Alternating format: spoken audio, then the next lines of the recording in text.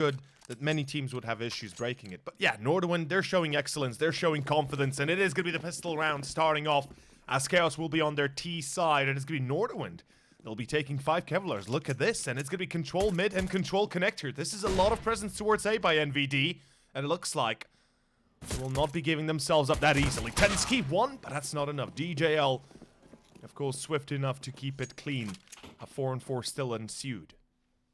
Yeah, and a lot of CT aggression, as you said, with the fact that Tensky is able to open up towards A long. That does actually spell Chaos into a little bit of uncertainty. They don't actually know how many players could potentially be pushed up here. You can see they're even considering the option that they might be in lower connector and trying to get around those flanks. So that's something that just by putting a little more aggression into the side of that CT pistol, they've really made Chaos just think about the wider options they have to consider right now. And as they do head down toward that B bomb site, it's Harry that's the first in line, as he does at least have Rubino in defense, Chroman in defense, as they begin to now start their rush toward that B bomb site. There is plenty of time to do this. They have a couple of flashbangs and smoke to enable their assist into the site. But again, it seems like Chaos just are a little bit undecided. And with Holzer, that could potentially be the absolute denial in the piece of the puzzle here for Chaos. Gets himself a first at least, and as they now know that the entire rotate is being called, Chaos, they are so back and forward right now. They do not have a confirmed plan whatsoever in Nordavind. They've really sort of shook the sails early in this first pistol. And with Rubino back at the site, trying to just at least play off of relax, and that's exactly what he's able to do. But back into a 1-on-2, however, Harry, he's going to be left to try and close out this pistol on his own. They had that advantage, but lost as that bomb was planted. Yeah, and it was meaning to say that the delay in connector might have bought him a little bit of extra time to rotate, but they weren't ready enough, and Hare, no chance he can do anything here, as Pleasant will deny it. Chaos in the end, even as they looked a little bit shaky and a little bit downtrodden at times, they will be able to come out on top as they find themselves with the first one. And an excellent beginning here for Chaos. It might have been shaky, but they win it. That's the important part. And Kieran, I have to add on top of this that, yeah, with the addition of Hare, Nordavind seem to have kind of found their footing, kind of found their calling a little bit. And they really have stepped into the role they were supposed to be in the first place, being as good as they can and, you know, just trying to dominate whoever they play against. And I mean, I'm kind of sad to hear Faction has been benched, or I've heard that he was benched after he left. No chance for Nordavind. You know, when you think about it, all things combined, perhaps you never know how No Chance would have turned out if Faction had stayed with them. But in any case, back to the point, Nordavind, they'll be forcing up a scout, MP9s, a few pistols, a Deagle 5.7, not much of importance here. And this is going to be a pretty slow round from Chaos. They know what they're up against. They don't wish to push themselves into a corner and be let completely, well, exposed, if you will. Chroman, I'm not sure if... I'm fairly certain Relaxa should have heard something of the like of a jump, but yeah, Chaos turning back to 8. This is a smart call. They'll be having a free round here. Yeah, and this should definitely be, like you say, a round for Chaos. Now, I was just checking some of the, you know, recent losses and victories, like you say, for Nordavind since they've added Harry into their roster. They've had some defeats, lost, you know, yesterday in the MDL or MDL relegation battle for advance, but they've had some really strong victories. Obviously, that game over Tricked, which they won 2-1. I mean, Trick being a top 30 side right now. But as we come into this round, okay, hang on a second. Nordavind, they might have just found themselves a free round, and exactly they have. Whilst we've been sat here discussing their losses, they just bring an absolute victory to the board. And a round for Chaos that realistically should never have been lost. That'll tie things up very early. A 1-1 that sees Nordavind even winning that force buy. They can now invest, picking up an AK, some MP9s, and the submachine guns to work with. But yeah, since, like you said, with the fact that Faction was benched and Harry comes in, they've had some really strong results, even going, you know, toe-to-toe with teams like Windigo and Ancient, who are sitting in that top 15, top 18 sort of ranking. And with Nordavind at like 48th, I believe, in the world, they're really going to be showing how good they are, and especially with the rankings and being able to place in events like these. Obviously, the points are going to add up. They're going to get those rankings. Yeah, we could really see this side pushing for top, you know, 30, 35 in the next couple of weeks or so, with how good that they've looked fighting against these teams that are higher ranked. I have to agree that we could see quite a surge in their ranks as a whole, but they still have a few spices missing, in my opinion. In that case, I would point out the mistakes of anti-ecos. And look at this. I think it speaks perfectly clear as to how poorly they play their anti-ecos. They lose 3 players, yet trade it out for a single one because they decide to go solo, because they decide to go aggressively, 1 by 1 almost. And well, Freddy Frog will shut down both, picks up the AK even. The round is gone. Chaos. 2-1. And Nordavind, as good as they might have looked in the past, we should never be too confident in them, because you know they've proven already a lot. They've already proven that they are capable of playing at this level or even higher, but they have to find the consistency now.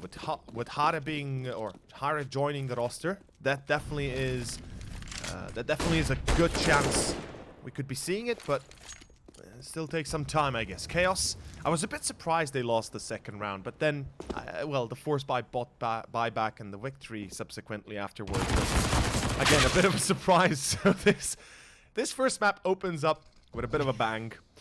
Another force buy, and, well, an up on Tensky glass cannon.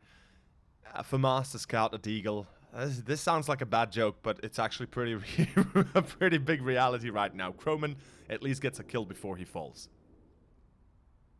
And like you said, it's been a real interesting opening to this first map, and especially with the fact that Nordavind have forced back in return. Like you said, they do have that 1 AWP to work with, but realistically, not a lot else. FAMAS in the hands of Harry, or Eagle on Rubino, but it's going to be Holzert that tries to strike, and they will actually find one, not before it's traded out twice, and make that a third by Chaos as well, into a 1 versus 2. They know where that final AWP man is. Bomb to be planted. Ooh, tends to get a little closer, nearly striking onto the planter as well there, but as the bomb does go down, there should be no particular wiggle room. Shot does rattle off through the big box, but Replesson have a nice little look over angle to shut down the kill. That will make Chaos 3-1, and the one thing that we've got to consider is the fact that whilst Nordavind have been confident enough to pick into this overpass map, we can't deny that Chaos, they bring a lot of spice and a lot of flair to their T side. We know they like the boost, they like the site takes where they have, you know, short monster splits and through monster.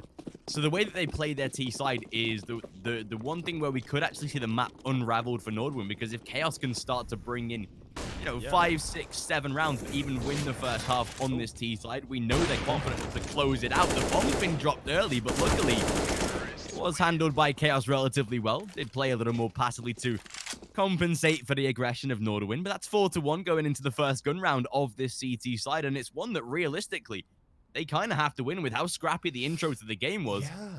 They're going to be really down low economy losing this round, and Chaos, they're going to be at least up to 6, and that's a gift in the T side. I have to agree. Nordavind, the amount of losses, or at least the amount of economy they've lost within the last few rounds, and with the force buys and everything else. Now, the one biggest glaring issue I'm having on the side of Nordavind is the fact that they have no AWP. Save it or not, win it or not, buy it or not, you don't have it. That's the problem. Croman right now, defending short, no chance. Botan will take him down. Botan! That is the second, and that is the entry on short B. 2 kills. Nordavind have nothing to respond with. Pleasant, oh, he slow walks out of water, or excuse me, out of monster, gets a free kill, and it's Rubino that falls. That's Nordavind on a save. And one thing I was meaning to say as well is Tensky should have saved that up. When they forced up, he should have had that up save. Like, he had no Kevlar, he had no utility, a 2-on-1 retake B. Surely you know better than try and actually take it. And understand the, you know, the argument behind it, better to try and win it rather than, you know, you miss all the shots you don't take kind of mentality. But realistically, Nordavind, as you said, they've been lacking quite a little bit of money with the losses they've garnered, and with the map peak being their own, there's a question to be asked here. Chaos, in the past, we know that their T side was not exactly the best. We know that they were not exactly the most prominent T side as a whole. When they played as a team, when they actually put their focus, when they actually focused, when they actually, you know, gave it their all, we could see great things out of Chaos, and yet still sometimes it was not enough. But I would say that Chaos's quality stems from their team play, and once we turn the sides, once Chaos moves onto the CT side, and if they have, let's say, 8 rounds, 9 rounds on T side gathered, I could see that being a very big issue for Nordavind. Even though NVD are an excellent T-side team, the CT side of Chaos, just for me currently, is definitely better.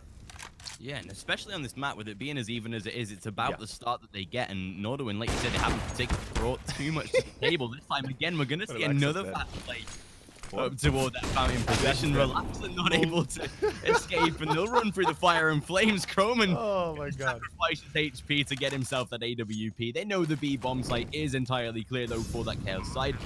But as you mentioned, as they didn't in the past, this is where now they should be saving all these rifles. They have 3 to carry over into the next round. That'll result in potentially even being able to invest into that double AWP, which I think would add just a little more depth into the CT side. But you know, if they can keep that single AWP alive, that's going to be at least a gift in the favor of Nordavind that they haven't been able to have in these past couple of rounds. But just by losing that first gun round, as we said, it's now putting Chaos at a very confident position already.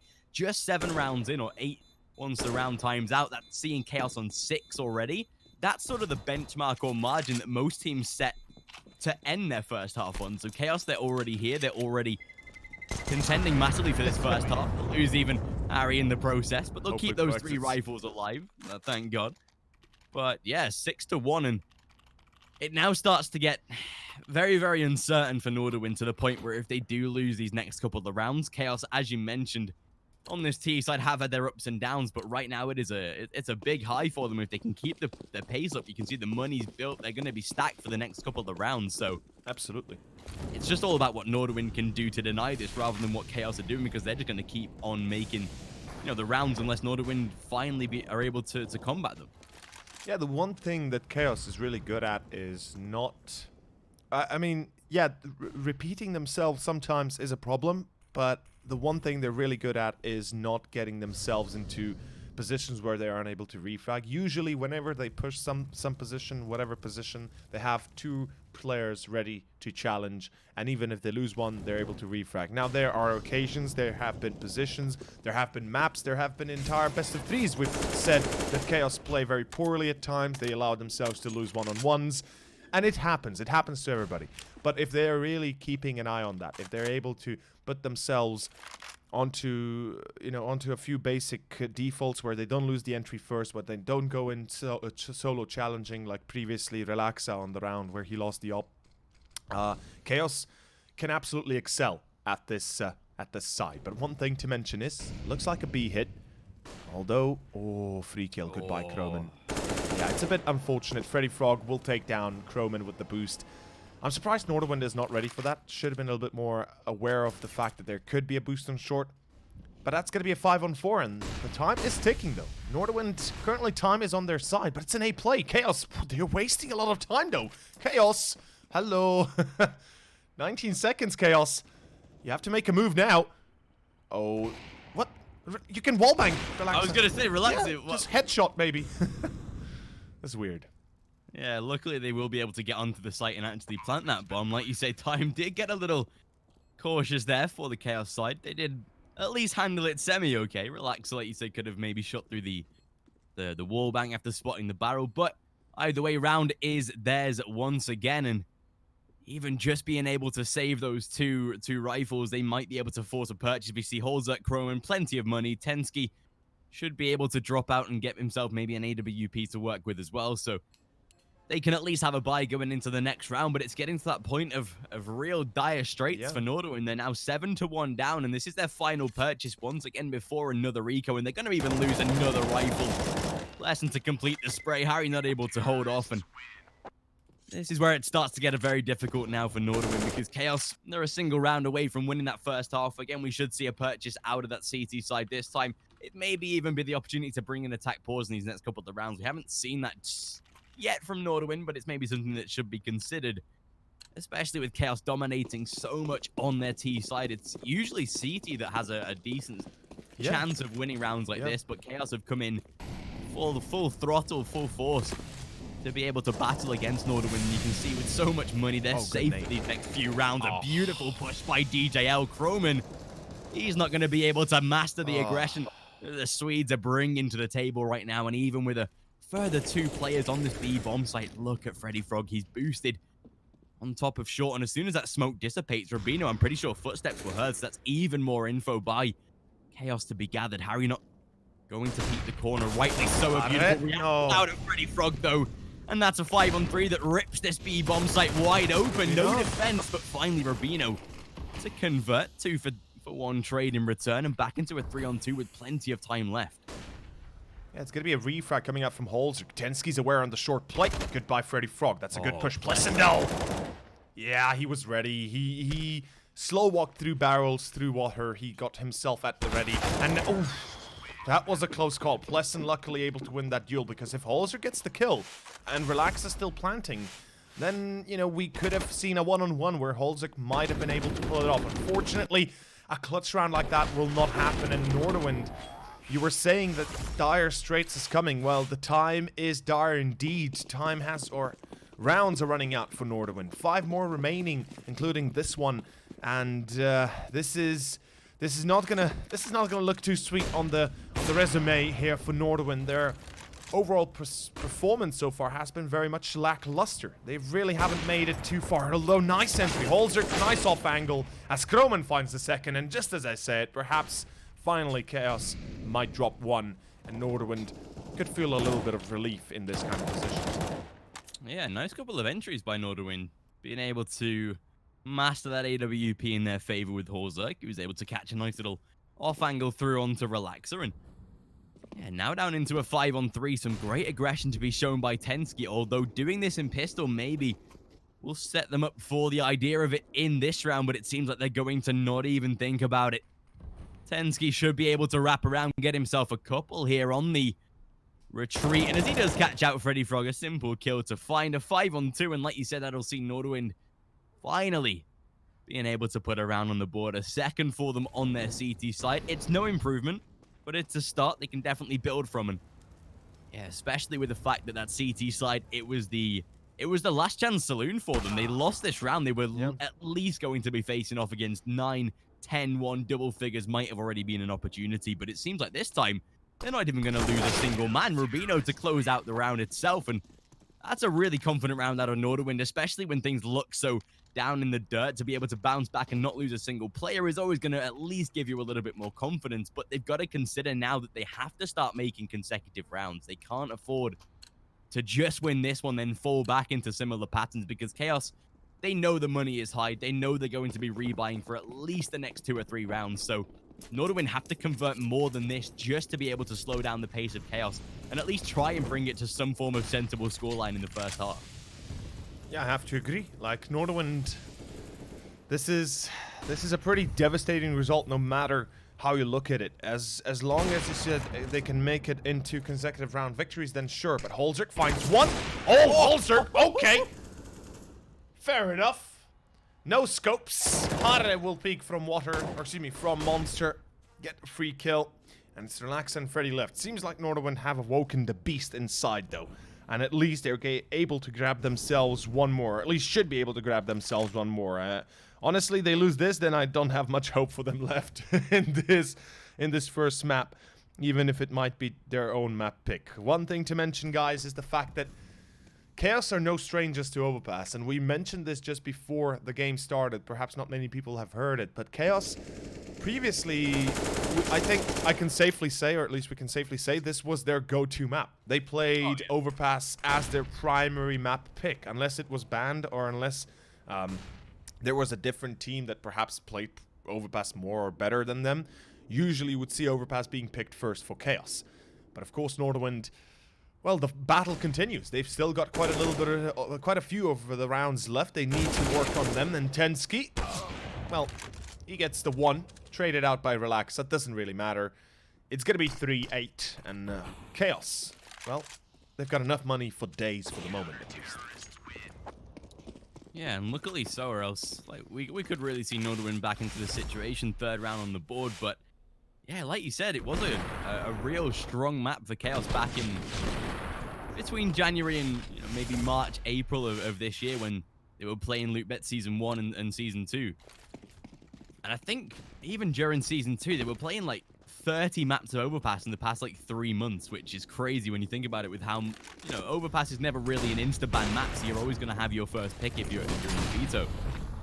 So that's why they harbored it. That's why they made so much use of it. And it was, like you said, a go-to map. Although now it seems like sides are starting to contest them on it. And again, it's going to see Nordavind already able to open up with some beautiful damage. Botan able to take down Tensky at least. And back into a 4-on-4. Trades out yet again. And with 6 HP, still able to find 2 frags. Leveled out at least by Rubino.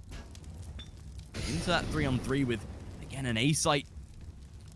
Side of the map looking to be taken. Freddy Frog in close contention. Rubino, he'll peek up at a flashbang. I think Freddy Frog blinded him. Okay, no, never mind. It was a CT flash. I was going to say Freddy Frog blinded himself there, but yeah. Luckily, it was an Nordavind flash. That would have been a little awkward, but still, with a minute on the clock and a 3-on-2, Chaos looking to really contest, but as we've mentioned, Nordavind, like you said, might have awoken a little bit of a beast inside them. You can see Relaxer at least trying to utilize the light at the back of the smoke to his advantage. You can always get a little cheeky look in. The light does fade when players cross it. If you didn't know that, you can look through that smoke and still be able to spot players if they cross. But with 35 seconds approaching and Chaos in that 3-on-2, bomb needs to be collected. And already with Rubino striking down from Optimus Prime, AWP in hand, that's a surefire kill for him. And DJL shouldn't be able to do too much. The in-game leader having it all on his back right now. Barrel spotted. And a simple finish. Nordavind, they're actually starting to make a real progress now. 3 consecutive rounds, and it's starting to look a little more dangerous for Chaos. The money's not going to be there forever. Well, at least it's better than what we started with. But again, this is not yet the end here for Nordavind. They still have at least 1 or 2 more rounds to be picked up before they can call it quits. But absolutely, yeah, 3 rounds in a row. It's better than nothing, and it looks leagues better than what we had at the start, as I said already. In any case, though, Chaos, the money, not really lacking as much as I would have believed it to be. And they certainly have enough money to drop Relax at the AWP from Freddy. So this should be a standard buy round coming out for them. They should be having enough to pretty much do whatever they might think could work against Nordavind right now. One thing I've been noticing, at least for the moment, is Nordavind is taking the, I guess you could say, the privilege to be pushing everywhere, or at least to try and be aggro towards A, or maybe trying to be aggro towards B short, and they get away with it. And one thing that Chaos has had issues in the past, as I've said, was their one-on-one challenges, or otherwise being unable to shut down those one-on-one challenges. And as we can see, Holzer, again, going into connector, now falling back, of course realizing there's no reason to delay, to linger on. He's going to be playing it safe. We have a bit of a double nade into a boost. That's actually a pretty nice one. I haven't seen that nade in a long while, and it kind of work out. But unfortunately, Chaos, not really much that they gathered with that. 5-on-5, minute 20 seconds, and Nordavind seem to have strengthened their defense quite a little bit. Yeah, it took a little bit of adaptation early in that sort of first phase, but like you said, they seem to be looking a lot more comfortable now. Tensky going to be able to open up that initial kill onto Relax, so we can see that it's a must-win round for Chaos, realistically, just because the money's no longer supporting them. So Freddy Frog, that trade was vital. Tensky even aggressing through the, Botan aggressing through the smoke toward Tensky. Gonna find themselves a plethora of frags to open up the round, and DJL, he closes down Harry, at least Croman to return with one of his own, and a 3-on-2 this time in the favor of Chaos. They're looking to try and manage the situation well, and Rubino, he might get caught out with his angles here. The Kree going to overpower, and Chaos look to have finally put themselves another round back on the board. Croman has been undecided. That one kill has drawn him back toward the A-bomb site, and might be able to contest with Botan. Here's the footsteps, of course, and should be a free kill in his favor. Maybe not, though, as he's able to switch around. 9-4 and a good victory by Chaos that sees them comfortably putting a foot into the second half now. 9 rounds on the board, and that CT economy, even after winning 3 rounds in a row, is now again back in the dirt. They have very little to invest with. Their money is now broken off of the back of this purchase. Yes, they do have that AWP and other vital aspects, but losing this round for Nordavind would at least see Chaos onto double figures and maybe an 11-4 finish. So just by picking up a couple of rounds, they're still not very safe. Relaxer somehow surviving that encounter. At least Holzerk able to trade, but a swift beginning, and like you said, a lot of aggression out of Nordavind that finally sees them backing off toward a site. That was a bit of a weird thing to see. We were speaking about how Nordavind has the privilege of being able to aggress, but one of the things about aggression is that you have to do it smart, you have to do it very carefully, and you have to be very very mathematic about it. Holzerk, though, finds himself a second Croman from Waterhada from Graffiti, and it seems the stars are aligning together for Nordavind as they are able to clean the site without further losses after the initial one on Tensky. That's going to be it. Chaos not really getting far after having a pretty good chance of probably winning another round here. So 9-5, and we are in the final round for the first half. It's going to be either 9-6 or it's going to be 10-5. In any case, Nordavind have made it a little bit easier for themselves. They've made it a little bit easier to breathe as they are able to, well, comfortably say they've got 5 rounds if nothing else. But once more, the problem for me is Nordavind, they went for the aggressive play last round, and if they had not had the chance, or excuse me, if they had not had the luck to have 2 or 3 players on B ready for the defense, they might have been facing a very different music right now. Luckily, that's not the case. Chaos, though, you can see that the money is lacking. They've only got 3 smokes left and a Molotov, single one. So not really much they can work with, but let's see how this one plays off. They're running through long. Oh, Holzerk, he's alone on A. Oh, I've seen this before. This can certainly have its drawbacks for Nordavind. I mean, even for Chaos, but for Nordavind, if they are not going to be repositioning Holzerk, if you don't realize this, he's about to die. Holzerk, goodbye, buddy. It's been nice knowing you. As soon as somebody walks out of short stairs and finds your barrel, you die. Although lucky, so lucky right now, Holzerk. Holy hell. And one of the big... Oh, Rubino's like, guys, A site is lost. Holzerk still... He doesn't... Okay, finally reacts. Oh, boy. One thing I should mention is Holzerk, he was continuously watching Connector. If just a single player goes through the toilets, Holzerk is dead. So, he has so much luck right now on his side. Unfortunately, it has run out. And yeah, that's... Ooh. Back to a 3-on-2 retake. Shouldn't be possible out of Nordavind, and now that Harry is dead, Tensky down onto 20. A 1-on-3 to close out the round, and he's trying to move out of bank, not going to happen. 10-5 in a solid half. I give in to the lesser fight. My body aches to be satisfied. My weakness comes and goes. My weakness comes and goes. I'm reaching out for the easy high. Please fortify this strength of mine. My weakness comes and goes. My weakness comes and goes.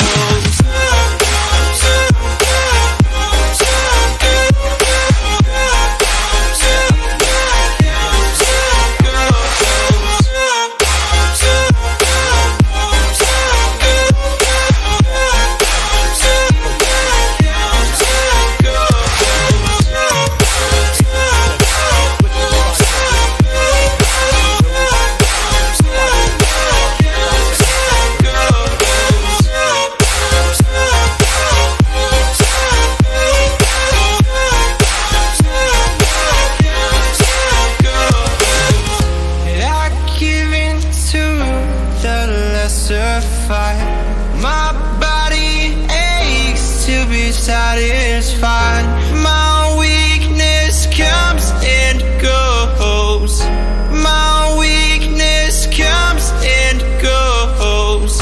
I'm reaching out for the easy high. Please fortify this strength of mine. My weakness comes and goes.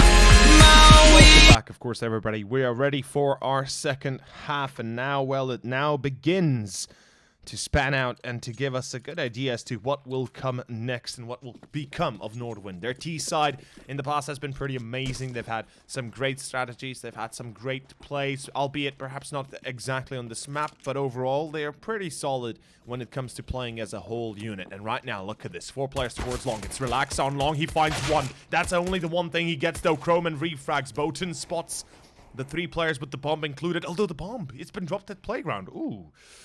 They'll have to make a move back for it. In any case, it's going to be a 4-on-4. Chaos, they have their wits about them. Yeah, and Croman trying to contest at least Botan inside of that toilet position. Puts himself in a nice little off angle, but it's not going to work out too well for him. Croman and Rapino, they'll find 2 in return, and that'll see a 4-on-2 in the favor of Nordavind. But look at Plesson. He's already able to flank himself around, of course. Hasn't been heard in a long as Plesson drops the first. He's going to try and battle for the second. Croman tagged, and the bomb is now in no man's land. He has to try and jump to collect it. Holzerk, though, he'll try and flank the flank and should be able to do so. Looking to come in with that backstab. Oh, Plesson. Oh my god, he's wise to it, though. Plesson finally gets traded out by Croman. Tensky already onto that B bomb site, and it's down into the hands of DJL. He does have the defuse kit to work with, so can definitely play on the back of the time contention. But as Tensky closes down, Nordavind grab what is a vital pistol round, and one that really could have gone pear-shaped, but luckily he did hold on. 10-6, and this should see them at least get in a couple of rounds to kickstart their T side. It's a bit of a lucky break. Again, it gives them the chance, as you said. It gives them that early start that they can work with. They can perhaps find victory with. But whew, what a tense map so far. What a tense first round, even on the second half. And it's all coming down to the last few, to the last few men standing. In any case, it's going to be a full eco. Chaos. We've seen it before. We've seen it in the past. They are very rarely forcing up, or at least they very rarely buy everything they can and, use all of their money. There are occasions they do that, but it's very meticulously planned, and they certainly have a very good strategy behind it. And I love the fact they go for a full eco. They show to everybody, you know what, we have an advantage. We could have afforded to go for this force buy. We could have had, a scout. We could have had maybe a Nova there, a pistol there, whatever, and we could have tried to win. But instead of that, with a 4-round difference, they rather play safely. They rather have a full buy next and extend the lead as soon as possible, rather than, basically go on weak strings. Easy round, though, for Nordavind in this case. Okay. That's a bit more costly than I would imagine, but luckily it's only Mach 10s. Yeah, and thankfully not going to be giving up anything too heavy. Would have been a little more unfortunate if they did lose the Krieg or the AK, but thankfully it's only going to, like you said, be a couple of Mach 10s. Tensky even prepared for any sort of save that will try and come out of Chaos with these submachine guns. But yeah, overall 10-7. That'll see Nordavind put another round on the board and going into that first buy round. Oh, Chaos at least able to make one of the Mach 10s work. Couldn't find a second, although maybe Nordavind Wait a second. really not going to be favoring them too much in this round, even though they take the victory. They're losing now 3 players, maybe even a 4th to come, as Croman is trying to deny the save of the Krieg himself, and Freddy Frog. Hello. This is way too much damage done now. Oh, he's gonna be ready for this. He's gonna be ready for this. Holzerk will drop down. He's gonna be ready for this. No! Why do we move? Come on. I mean, he does get the kill in the end, luckily enough. Holzerk will find the final frag and even save the SG, but that's 4 kills. That's 2 rifles lost right now, or at least 1 rifle lost. And Nordavind, they cannot afford mistakes like that. Right now, it's a full buy round. It's going to be Chaos with the AWP on Relax. It might be Glass Cannon, but he's used to that. And we do see there's an AUG and 4M4 or 3M4s on the rest of the players of Chaos, and they've got themselves ready.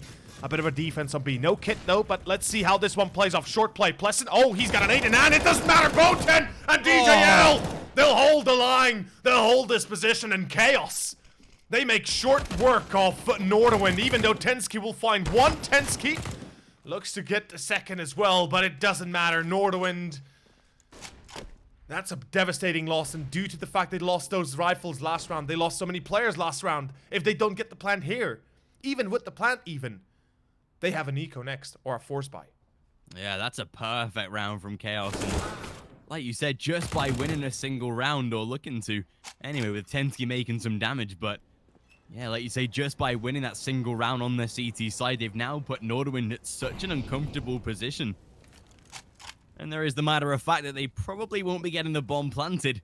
DJL already wise of Tensky's movements, and is he flying just against him. There we go. Freddy Frog to support him in the cross, though. 11-7. And Chaos, as they put their first round on the board, this sparks a really nice start. That was a beautiful holdout of Boten and DJL. Like you said, Plesson, it really could have gone wrong with the nade in hand, but luckily Chaos are wise enough to have that crossfire set up and ready, and we can see there is such a difficult scenario for Nordavind to work with now. They've lost that gun round. They're now into that force buy. They've at least purchased some pistols and Kevlar, but nothing that realistically should be bringing a victory to the table. That's already going to most likely spell an eco for the next, so there's going to be a 13-7 deficit before Nordavind can even repurchase, and that's getting into a realm of uncertainty. Chaos sort of bordering the line of victory, and Relax are going to play close. Beautiful tag through the wall. Some great damage to be inflicted. Has Freddy Frog in the support as well. A beautiful spam through the smoke. Even 2 players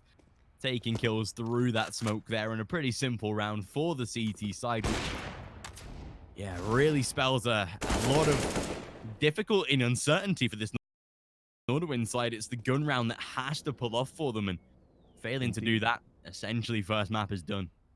Yeah, absolutely. I mean, Chaos 12-7. This is where the real Nordavind have to jump out and start making short work and really just wake the hell up out of this nightmare they've been having. I mean, that loss on that, or just the loss of those 4 players on that second round was more than enough in the end to break them mentally, I guess. And as you said, it's a full eco with the force buy of those Deagles and Kevlars. They don't really do anything with it, and it's going to get progressively harder and harder, and I could say here exponentially harder and harder for them to win this. And 13-7, a result they'll have to deal with sooner rather than later. And the question, well, the question we can ask ourselves here is, Nordavind, we've seen them tilt a little bit in the past. We've seen them be, I guess a little bit down at times, even with Ratifaction with the original roster. They've had issues, they've had their own commotions, etc., etc. So I pray this is not one of those moments, because as we spoke at the start of this series, they chose this map. They chose to play Overpass, and if they were to lose Overpass, oh boy, oh boy, Kieran, I could see this going 2-0 for Chaos.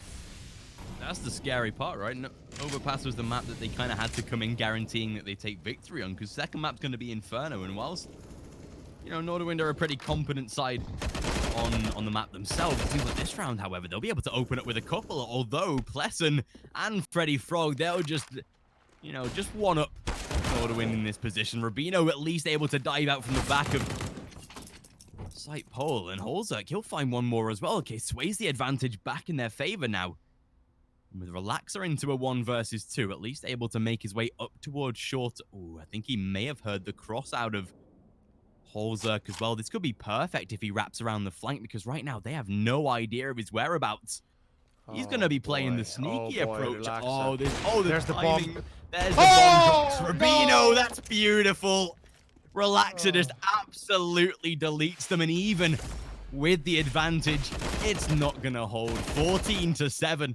And you can see that not only the plays of Nordavind, but just the mental fortitude, it's broken. It's not even anywhere close to what it was in that first half when they were winning rounds. And you can see that essentially the game is done in itself. It's going to be 15-7 unless they win a pistol eco with a couple of rifles in the mix. And that's going to be already marking the end of map number 1, apparently. Nordavind, well, it is as it is.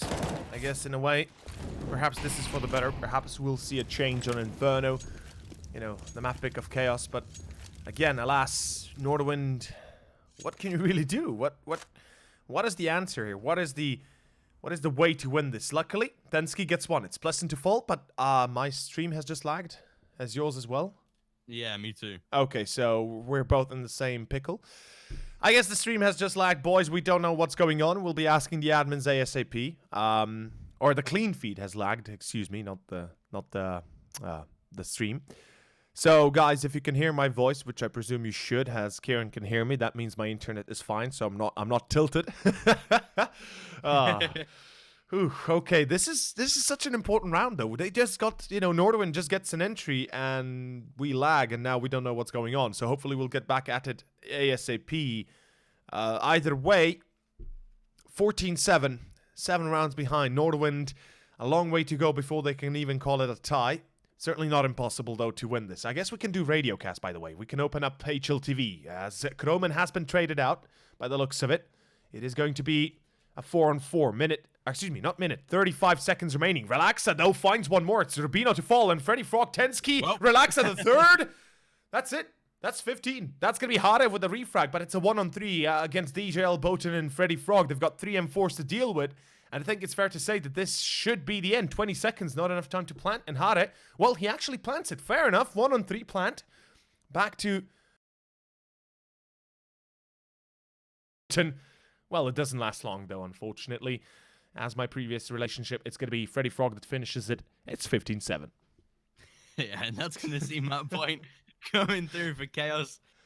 Oh. And like you said, it's been a blinder of a map. Ever since that T side for Chaos, we knew that they were in the front foot.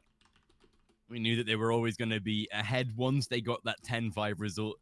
Yeah. Yes, Nordavind bounced back a little bit, but it was only a matter of time, realistically, before it was unfortunately ending. Nordavind, again, even with the statistical advantage that they do have on Overpass in the most recent times, with their 70... I think is it 71% win rate? Yeah, 71 on Overpass, yeah.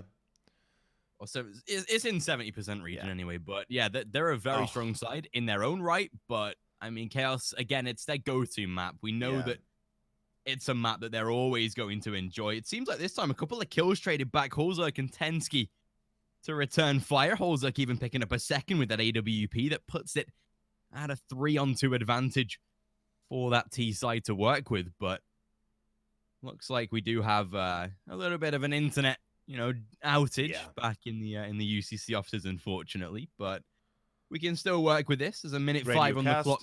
Let's go. For Chaos to work with. They're in a 3-on-2 disadvantage. So it's going to be a big turnaround for them to try and win this round themselves. 2 players are, tagged up a little bit. Holzerk down to 29 and Tensky on 50. But can never discredit Relaxer and DJL, despite DJL having a pretty quiet game, although as in-game leader, you can't really complain. Holzerk puts the bomb down, but Relaxer and DJL...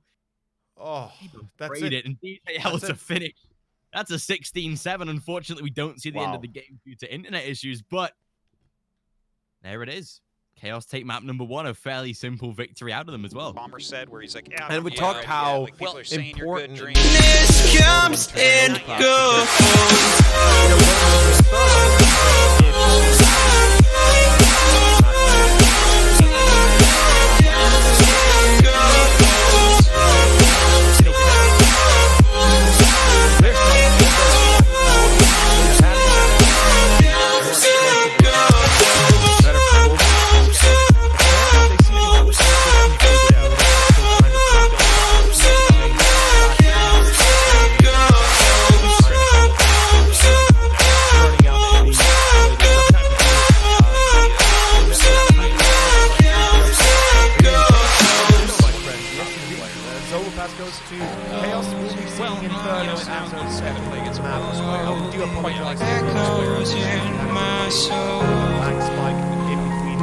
Weakness comes and goes, it goes,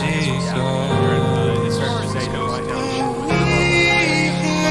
Weakness echoes in my soul. Oh, echoes in my soul. But then again, weakness comes and goes, it goes. Stay tuned, stay here, and well, do not leave the stream as we return about 10 minutes. Even with Beatles play mixed in there, after some type of situations. So I'll be very excited if we see something like that. So recall some of Sue's very earlier seeing these when he was first making GSL finals, right?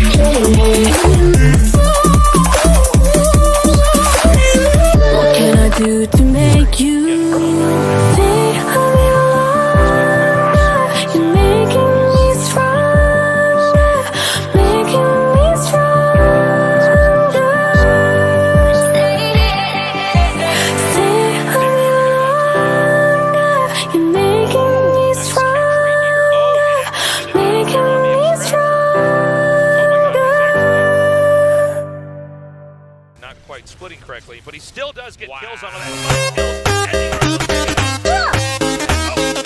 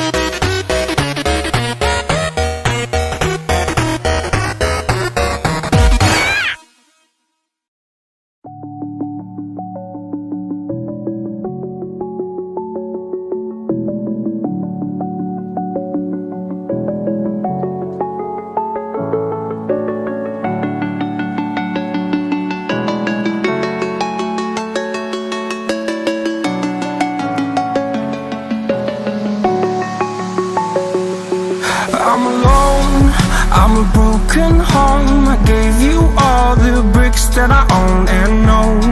I'm letting go, I'm breaking these walls down, breaking these walls down. If you want adventure, then fly to home. But if you wanna travel, then go alone. Yeah, what's the point in us if I never know? Yeah, if you're gonna leave, I'ma let you go.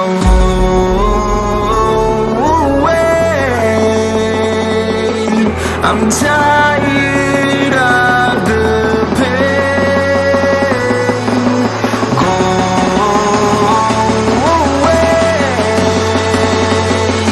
I'm done with yesterday. Harder, harder.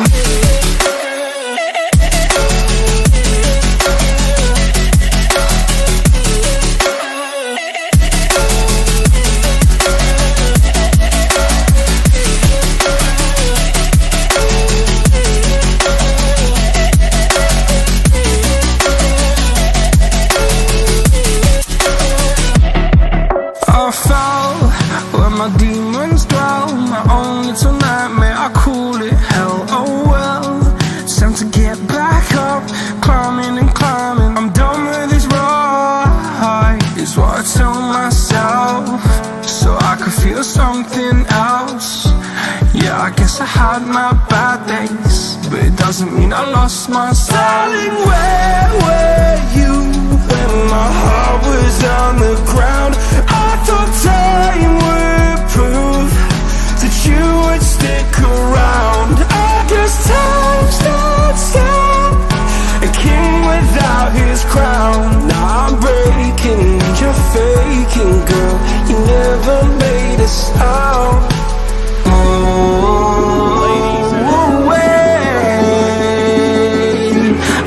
Second map, the map choice of Chaos this time.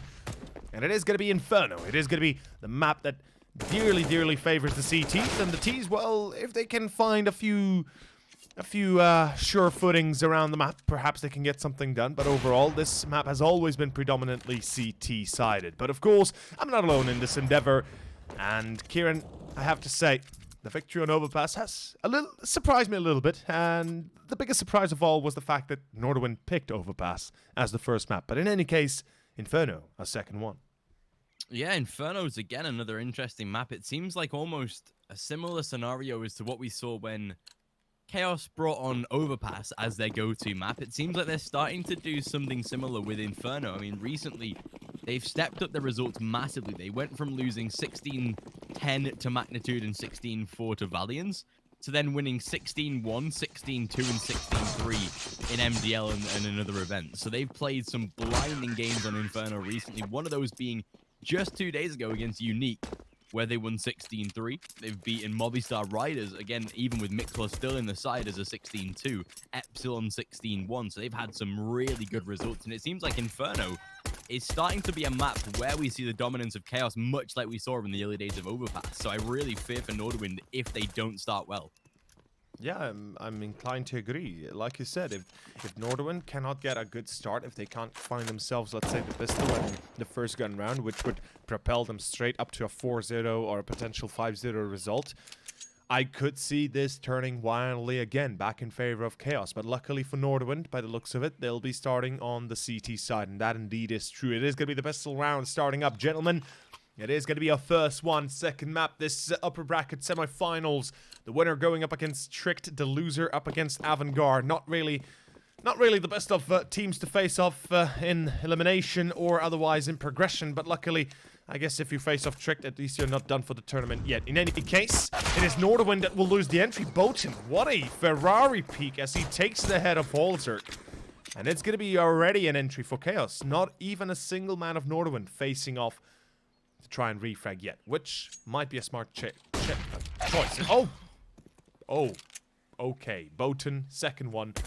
Luckily, Hare is going to be able to refrag. Yeah, and does make it back into a 4-on-3, but Chaos, they're seeming wise enough to now pull away from that banana position and Relaxer as he spots out Rubino. They have to be really careful right now, Nordavind. They're at man disadvantage, and already with Croman at least tagged down to 60. Or around there, a minute left on the clock. There is plenty of time for this Chaos side to work with, although Nordavind, they have read this very, very well. All three But ready. all three players out onto that A-bomb site. Two sat in the crossfire, but not that it matters. DJL and Botan just absolutely delete them, and even with Rubino safe on the site to find one, it doesn't even matter. Chaos, they will start incredibly well and reminiscent of what we saw on Overpass, of course. A pistol in their favor, but if we see similar antics to Overpass, we know that Nordavind have a chance to then return the round themselves. But with how good that Chaos have been and have started, that definitely shouldn't be an opportunity to happen. They have invested, of course, into that force buy with pistols, Kevlar, and utility, but overall, The Nordavind, or at least setup. Yes, Chaos do lose against ecos or force buys, but at least their overall anti-eco is usually pretty solid. And right now, though, it's not really going to be working out. Tensky double. I think I jinxed it, Karen. It is going to be 3 kills for Nordavind before they even get onto a single-man site. Or get a single-man on-site. Chaos back to 2v5. And this is A pretty horrible position to be in. Relaxa will find the refrag. It is going to be Relaxa and his teammate Botan that will be trying to salvage this. At least Relaxa clears off ruins for the moment. So this is not yet the end. Botan. Oh, such an important peak. Relaxa takes down Ruin Control, and it's down to Rubino and Croman, and all of a sudden, it's doable. Holy hell, Chaos. What a way to go up against a full buy. Yeah, this round has been heavily reliant on Relaxer, and he's gonna shut down four. That's beautiful from Chaos. Again, they got into such a sticky situation, but you've got to say that round was entirely Relaxer. He makes a first, a second, and a third peek into Ruins to find 3 vital kills. And whilst people would say, yes, it's an eco, this should be, you know, easily overcoming pistols. Pistols are a deadly-ass force at close range.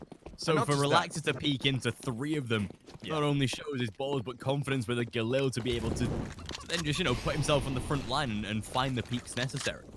And I would add, not just that the pistols are amazing close range, it is a man advantage that you have. It is a 5-on-3, a 5-on-2.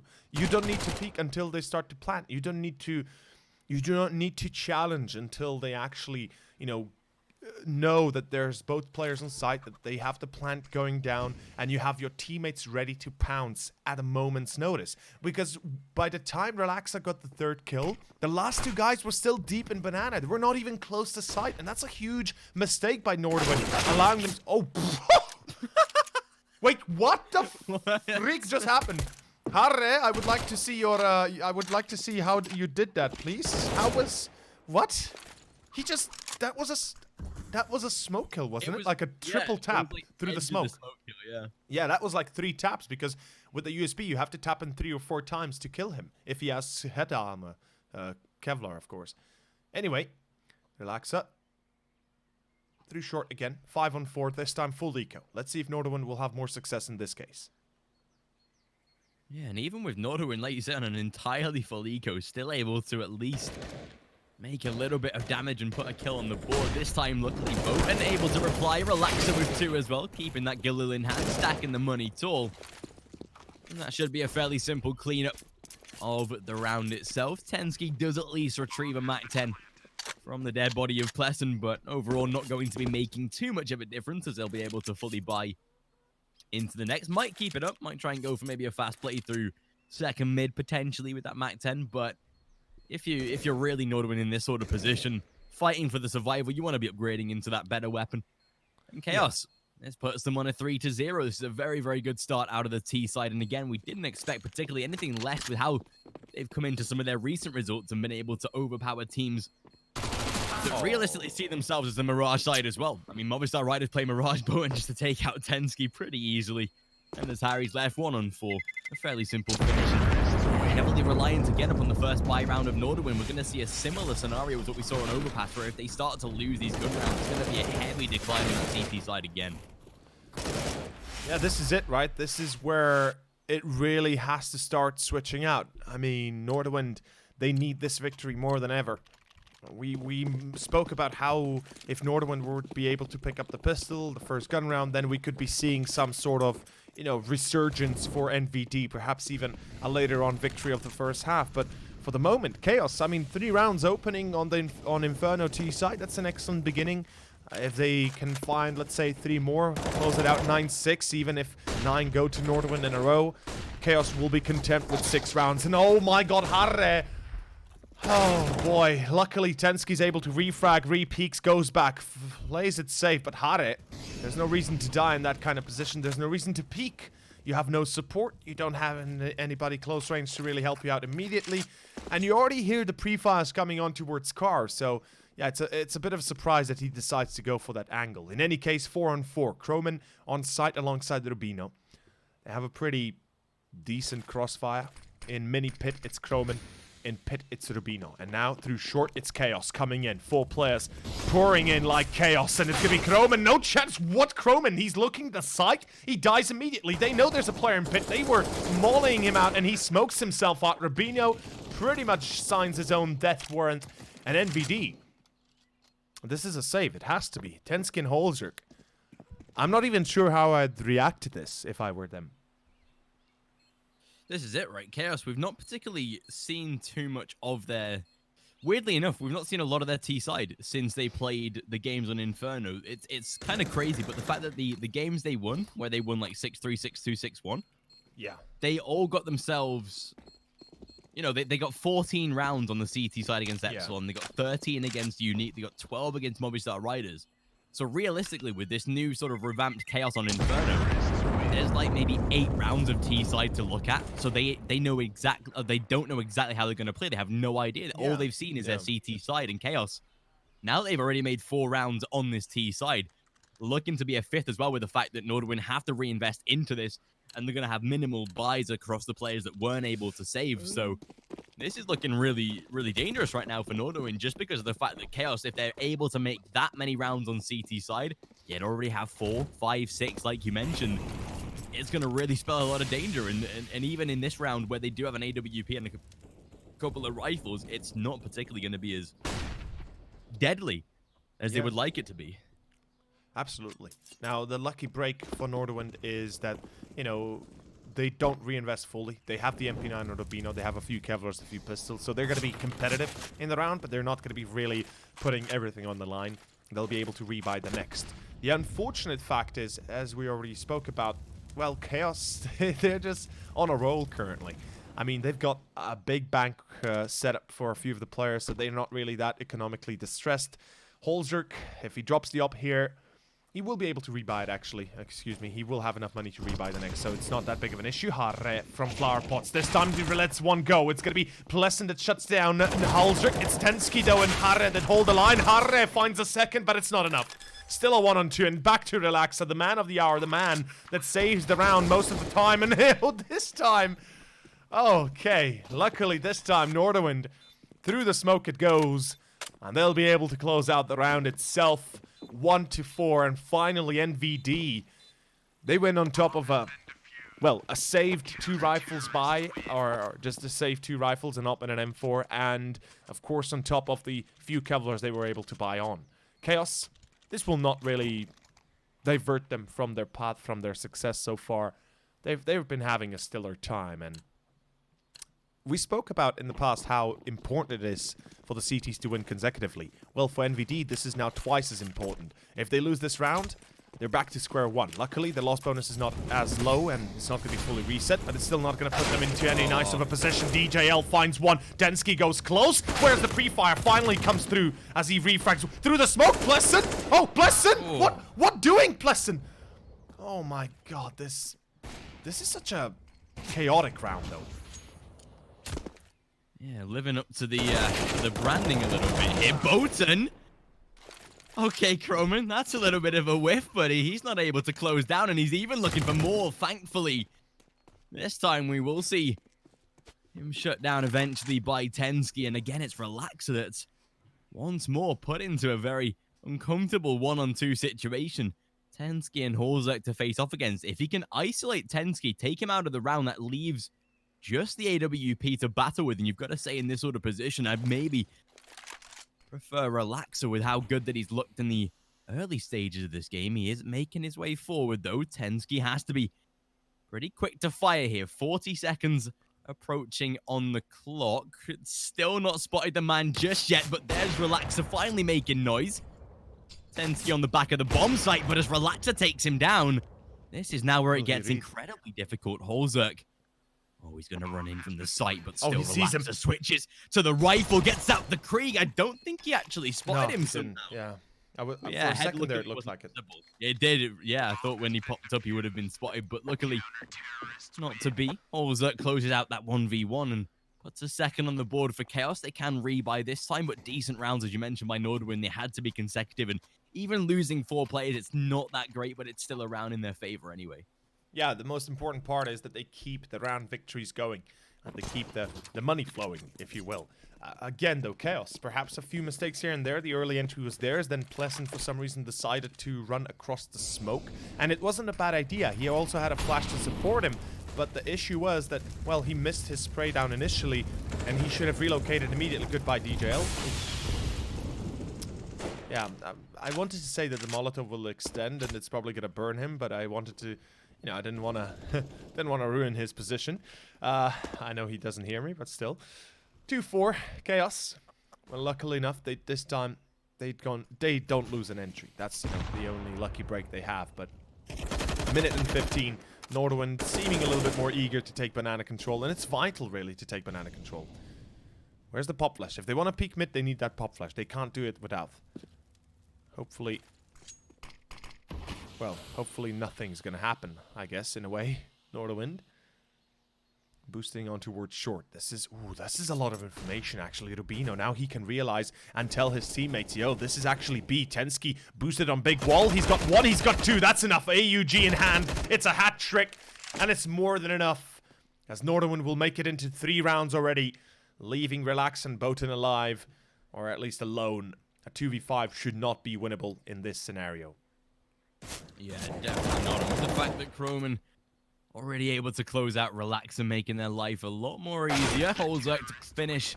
And that's a 4-3. Nordavind making decent rounds again to be able to keep it competitive early in this first stage. Interesting to note as well that they did actually lose Inferno yesterday in their ESC Advanced battle with the UK lineup of Fierce, my homeboys back in the UK. They actually lost 16-7. Yeah. A similar scoreline that was replicated by Chaos on Overpass, so they know that exactly Nordavind are beatable.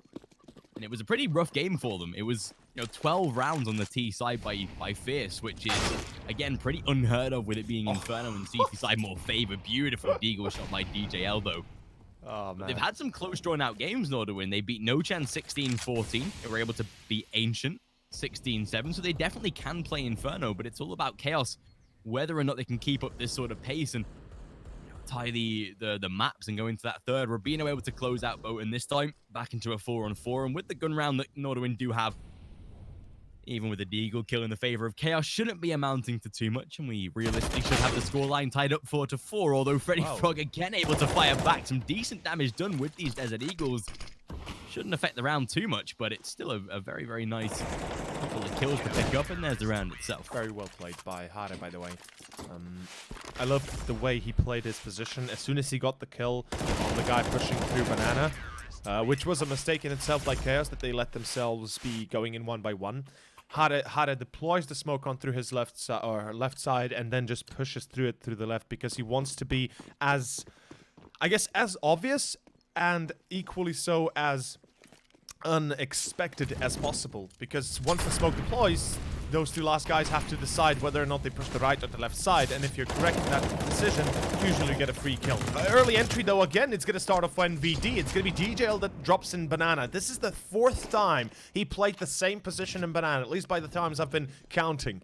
And that is the 4th time now, or at least the 3rd time he died on Banana because of that position. So hopefully next time, or next round, he plays something differently. That certainly is not going to work out for him anymore. Banana control is vital for both sides, but it's not necessary to lose a player that early on. You can play it a little bit differently, you can play it a little bit slower, and you might just have yourself a fair chance of perhaps even getting some sort of a free kill or whatnots.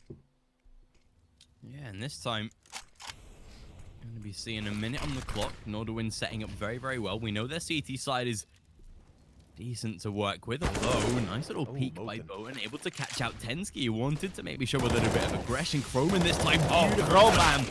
Edge of the smoke to close out Kless, and Freddy Frog trades, but not that it matters. Even with Relaxer down into a 1-on-2, we've seen him play these positions before and find success, but not this time. 5-4 and Nordavind, they take their lead on the CT side. 4 rounds in a row, or 5 even. No, definitely 4 rounds in a row. 5 now, I think. No? Yeah. Yeah, it's 5 in a row. 4 or 5, yeah. Very, very well from Nordavind to keep up the pace. Like you said, it had to be consecutive rounds, and they've definitely done that. Now put Chaos down into a little bit of uncertainty. The money's not as strong as they would like it to be, so surely having to go for a couple of pistol and Kevlar purchases this time, and that should see at least Nordavind taking a 6-4 on the CT side. That's everything they need, just for the fact that Chaos, we know how good they can be on their CT side to be able to, you know, get 12, 13, 14 rounds consistently in the past couple of games. It means that Nordavind, they need as many as they can, with Chaos already having 4 on their T side. Yeah, I mean, Nordavind, the one thing I've been noticing is they've been ramping up their aggression. Early on, when they were losing the 4 in a row, it was more on the fact that They kind of tried to do something, but they didn't really commit to it properly. They wanted to go banana control, but they only had a single player that really played it. Then the other guy was either falling back or not really being ready at the time. A bit of a lucky break here and there when Chaos were actually doing that banana stint, and it was DJL that got the entry, then the refrag from Tensky, and then it was Pleasant jumping through the smoke, and etc., etc. So again, there are a few moments where for Nordavind the stars have aligned, and obviously it happens in every game, but they can't count on that. They can't count. They have to make sure that their own decisions will bring them to victory. Right now, I'm loving this. 3 players towards banana. It's a full-on banana take. Freddy Frog, though, it's a banana rush, and it's going to be Tensky with an A. DJL will drop Holzerk. Will be tagged down to 48 this time. Chaos will be stopped in their progression as they lose one more. It's Relax at the fall. Tensky finds the second. Pleasant, though, will shut down Holzerk, but it does not matter. Rubino and Hare, they're already close range. They're already ready for this. And Chaos, they rush banana. They get 2 kills. That's it. Back to 6-4 and a full buy coming out for the Swedes. But once more, it is, as you said, 4 rounds for T-side Inferno. It's already a good start. If they find 1 or 2 more, they've got themselves a solid half, no matter the end outcome of the first one. Yeah, 100% with Chaos showing us what they can do, and on CT side, they're definitely looking like a solid number of rounds so far. But like you said, 1 or 2 more would really confirm a great first half for them. Nordavind have looked very, very good since they came into this second map, and that's going to exactly address it once again. It's Tensky able to find 2 with the support of Harry and Croman as he closes down boat, and it seems like Nordavind, they've been able to grind Chaos to a halt right now. They've had nothing that they've been able to show in these past couple of rounds. Relaxer, last man alive again, seeming like the player that's always alive in these 1-on-X situations for the T side so far, but not that he's going to be getting too much out of this. That's going to easily see Nordavind now up to a 7th round, most likely an 8th to come as well, just because Chaos don't find too much money in their back pockets for that next round. So this is a really good CT side display so far from Nordavind. Have to keep it up. I'm hoping they finish on double figures. That would be a nice little margin for them to reach, but yeah, so far to be able to counter what Chaos have done in that first little stage of the game to undo the confidence or lack of in the first map, it's looking good so far from Nordavind, especially on the CT side. It's the side that we wanted to see them perform on. And they've definitely been able to do that. Relax already being spotted, 25 on the clock, but Harry already able to try and take him down, baits him out. Nice little switch with Tensky, 7-4, and again with Chaos now back down to pistols, just should at least be the first half victory going in the favor of the Nordavind side, and that's looking marginally better for them than what we saw on Overpass. Absolutely.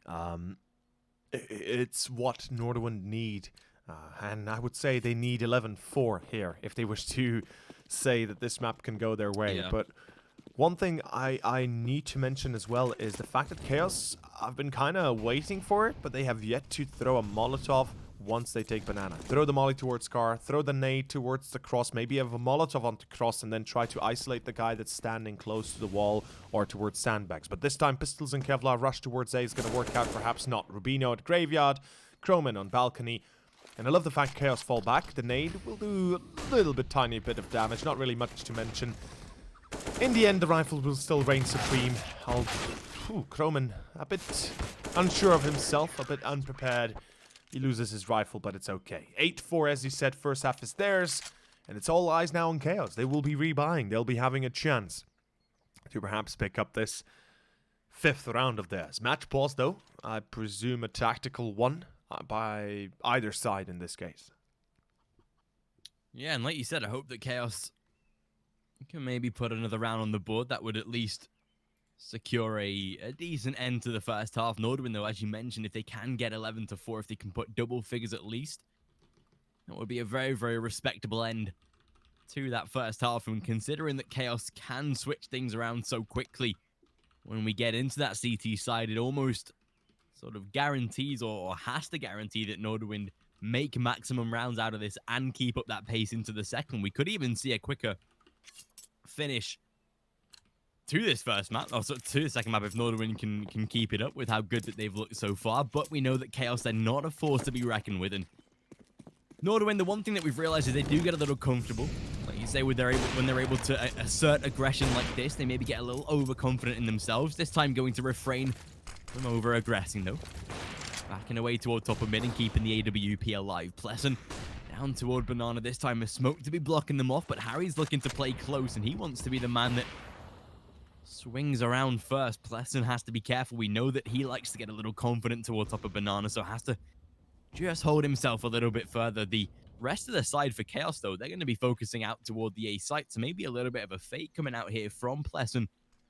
And DJL toward Banana. Halzerk might be going for that peak, though, and that's a beautiful first entry to catch out Pleasant. Weakens their forces massively, but not only that, it forces now the action to be taken from Chaos on the other side of the map, but they're going to maybe want to wrap around toward long here. They have signs of showing that, but so divided and so split. This is where things can go incredibly wrong. Relaxer does tag Chroman down at least, but with 45 on the clock, with the rest of Chaos regroup, this is where they have to decide what site they want to hit now, because there is time to rotate to both or hit on both, but they have to decide here, and it seems like ADJL already up toward the truck, and here's the footsteps. This is the time where he can capitalize. Relaxer to distract with the attention, and this is where they should be looking to swing in. Beautiful by DJL. Halzerk trades, but DJL, in-game leader, adding some flair right here. 20 on the clock and bomb to be planted.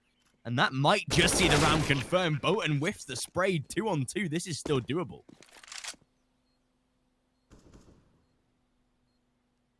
That is going to be a bit of a difficult round to win, though. Tensky shuts down DJL from Graveyard. I'm not sure what DJL was thinking playing like that openly and not really giving himself a chance to fight fairly. Freddy Frog will refrag one-on-one. Had it. He knows he's on balcony now. Freddy Frog, he has to survive. He does not. Harre saves it, and he has time. He has time to defuse it in time. And it is going to be 9-4. What a weak round from Chaos, though. I mean, or at least end from Chaos. They start off well, because one thing I wanted to say was, it was Halzerk holding the line through Library, and he could not see the player that was already tucked away towards that cart position. That was DJL waiting patiently. And by the time that Halzerk got the first kill, DJL had already crossed the site and surprised basically Halzerk and the player in pit, and that is pretty much what gave Chaos the chance to even get the plant. Otherwise, it would have been 9 possible. So Chaos, in a lucky way, they got the round, but in an the plant, but in an unlucky way, they lost it because of their foolishness of trying to find solo peaks again, especially DJL from Graveyard, not really being aware of the fact somebody can come through long. In any case, 9-4, and it's the 14th rebuy coming up from Chaos, and they're going to be pushing up long through mid, or excuse me, through short by the looks of it. Rubino and Pit mollied up, peeks out, finds one. That's good. That's a second as well. DJL burns him, but it's Chroman that burns Freddy Frog. Jesus. What is this? And it's going to be back to a 4-on-2. I guess the round should be gone pretty soon after. Yeah, Nordavind, they're going to bag themselves double figures by the looks of things. Harry inside of close. As soon as he peeks out, Relaxer trading back Chroman, but not that it really adds too much to the overall perspective of the round itself. Bomb to be planted. Halzerk now spots the final man as he backs off towards short. Relaxer, nice little first shot, looking for 2 and gets it. And again, it's Harry that's put into a one-on-one situation. Molotov down, but again, he's able to find the clutch. That's 2 for 2 for him. And already showing that he's a pretty confident player in himself and a very valid addition to this Nordavind side. 2 rounds gained by him, and that's 10-4, double figures as we go into the final round of the first half. And with a lack of money, at least the round loss bonus and plant to support them. But Chaos, they've had such a struggle on this T side, and maybe that's why in some of their recent results, it's the CT side that's been way more preferred, because their T side, even with those 4 rounds, have looked very, very lackluster. And Nordavind, they've been able to exploit that, getting at least that double figure on the board. But with all things considered, this should be looking to be 11-4 and a very good half out of Nordavind, considering the stark contrast of what we saw in the first map. Yeah, absolutely. I mean, Chaos, they're just being blast. What is this? A bit of commotion in Boiler, but the entry is Halzerk's, and well, Chaos, they have nothing to answer with here. Harre off angle takes down DJL. The smoke is just enough wide enough to be able to allow that peak and then fall back. That's it. Chaos, they just lost 2 players. They have yet to even do anything at all. And Inferno, well, it's a map where the CTs excel at. And as I said, Nordavind, if they wish to win this map, 11-4 is what they should be aiming for, and they're certainly looking pretty darn good so far. Relaxa has the op. He will be heard scoping, though. Yeah, Densky should be hearing all that scope and all that jazz. Holzer deploys the smoke to try and deny the cross, although I believe two players have already crossed. This might be a little bit too late to the party. Holzer, he needs to be careful, and he loses his teammate, loses himself. Plessen and Boten. That's the thing I was talking about. You know, you need to be aware of these kind of plays. You need to be aware of these kind of positions. And this time, Plessen, Hane walks straight into this crosshairs. As if he does not realize there's somebody there. Good pop flash. Still tags onto Rubino. Luckily, the refrag is there. And it's back to a 2v2. And this is paramount for Nordavind to try and get onto the site as soon as possible. Molly to be thrown out, and that might just force Boten out of position. But maybe not. Truman dives on through, though. Relaxer. At least able to land the shot, and with 15 on Rubino as soon as he peeks, tries the no-scope, battling, but it's Relaxer that's able to finish 10-5 at the end of that first half. A replication. Tired of the pain. Go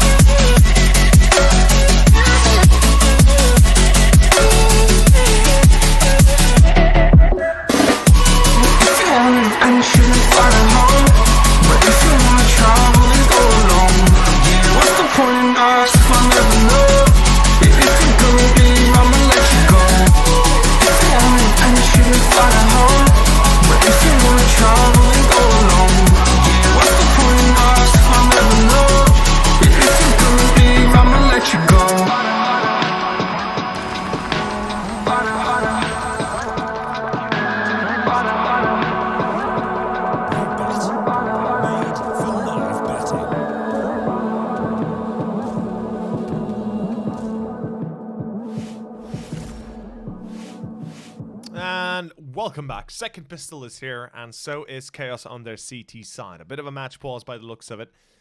We will be holding for a few seconds before we start this second half. One thing I should mention is I'm a bit surprised how Chaos played that 2v2 in the last round, because it was Boten that was watching CT instead of watching Ruins. When you think about it, the cross from Dark had eyes on CT. A much easier way to engage against CT rather than Ruins or Banana, whilst Boten should be watching the cross from Ruins instead of watching CT. And again, it was a position where Chaos, if time had not been on their side, if the bomb was not so close to exploding, we could have seen a victory there for Nordavind even, and an 11-4 result might have been possible. In any case, it's 10-5, it's the pistol, and now Nordavind off to a pretty quick start. They headshot Freddy, put him down to 8. Oh, second headshot on Boten, that's a bit of a problem. Boten, he will die if he gets one more bullet in his face. Oh no, Freddy Frog finds 2. Freddy will miss a few more, but he's still, no, actually Relaxer to help him out. Fair enough, back to 3-on-2 as the Rubino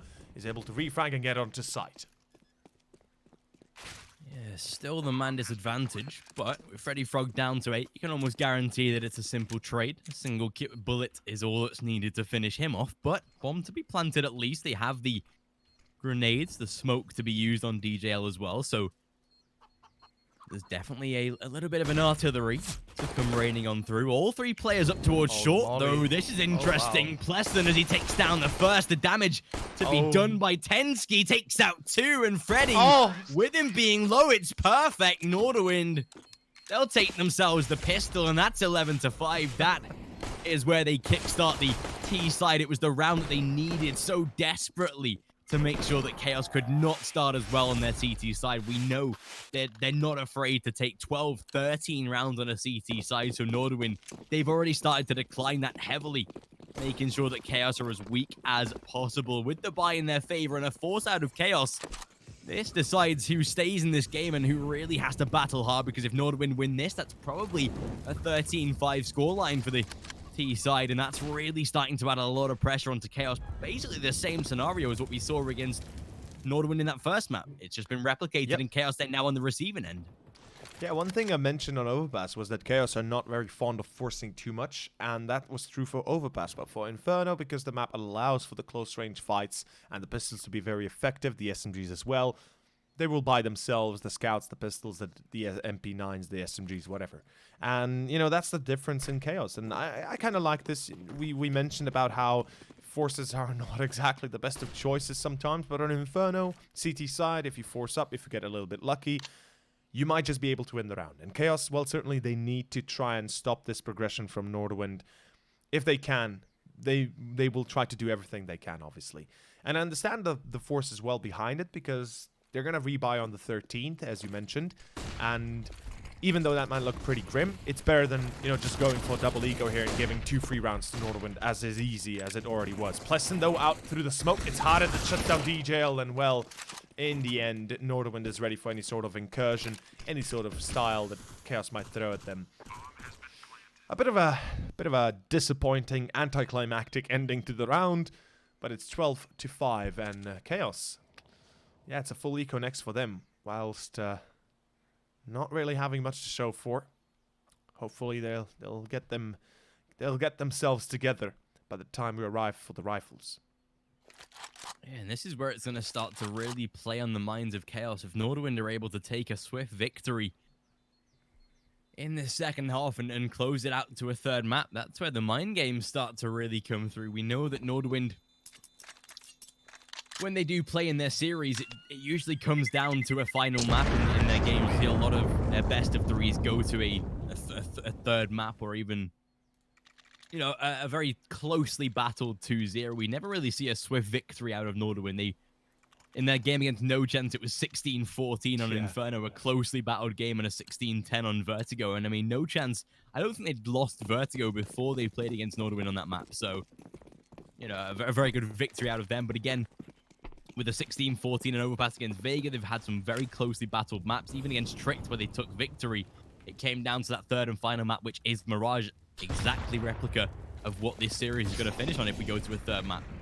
So it sort of bides on the mind of Chaos that Nordavind, they are better performers in that third map when it comes down to it. So yeah, with an eco to be taken and a 13th round for sure to be gathered by Nordavind, a nice nade on 2 Holzerk to take him down. Back into a 4-on-4, but with a minute 20 and the rifle advantage that Nordavind hold, it should be a pretty simple cleanup for that T side, and it essentially relies on the gun round to come from Chaos. Failing to provide any success in that might just be spelling a quicker end to map number 2.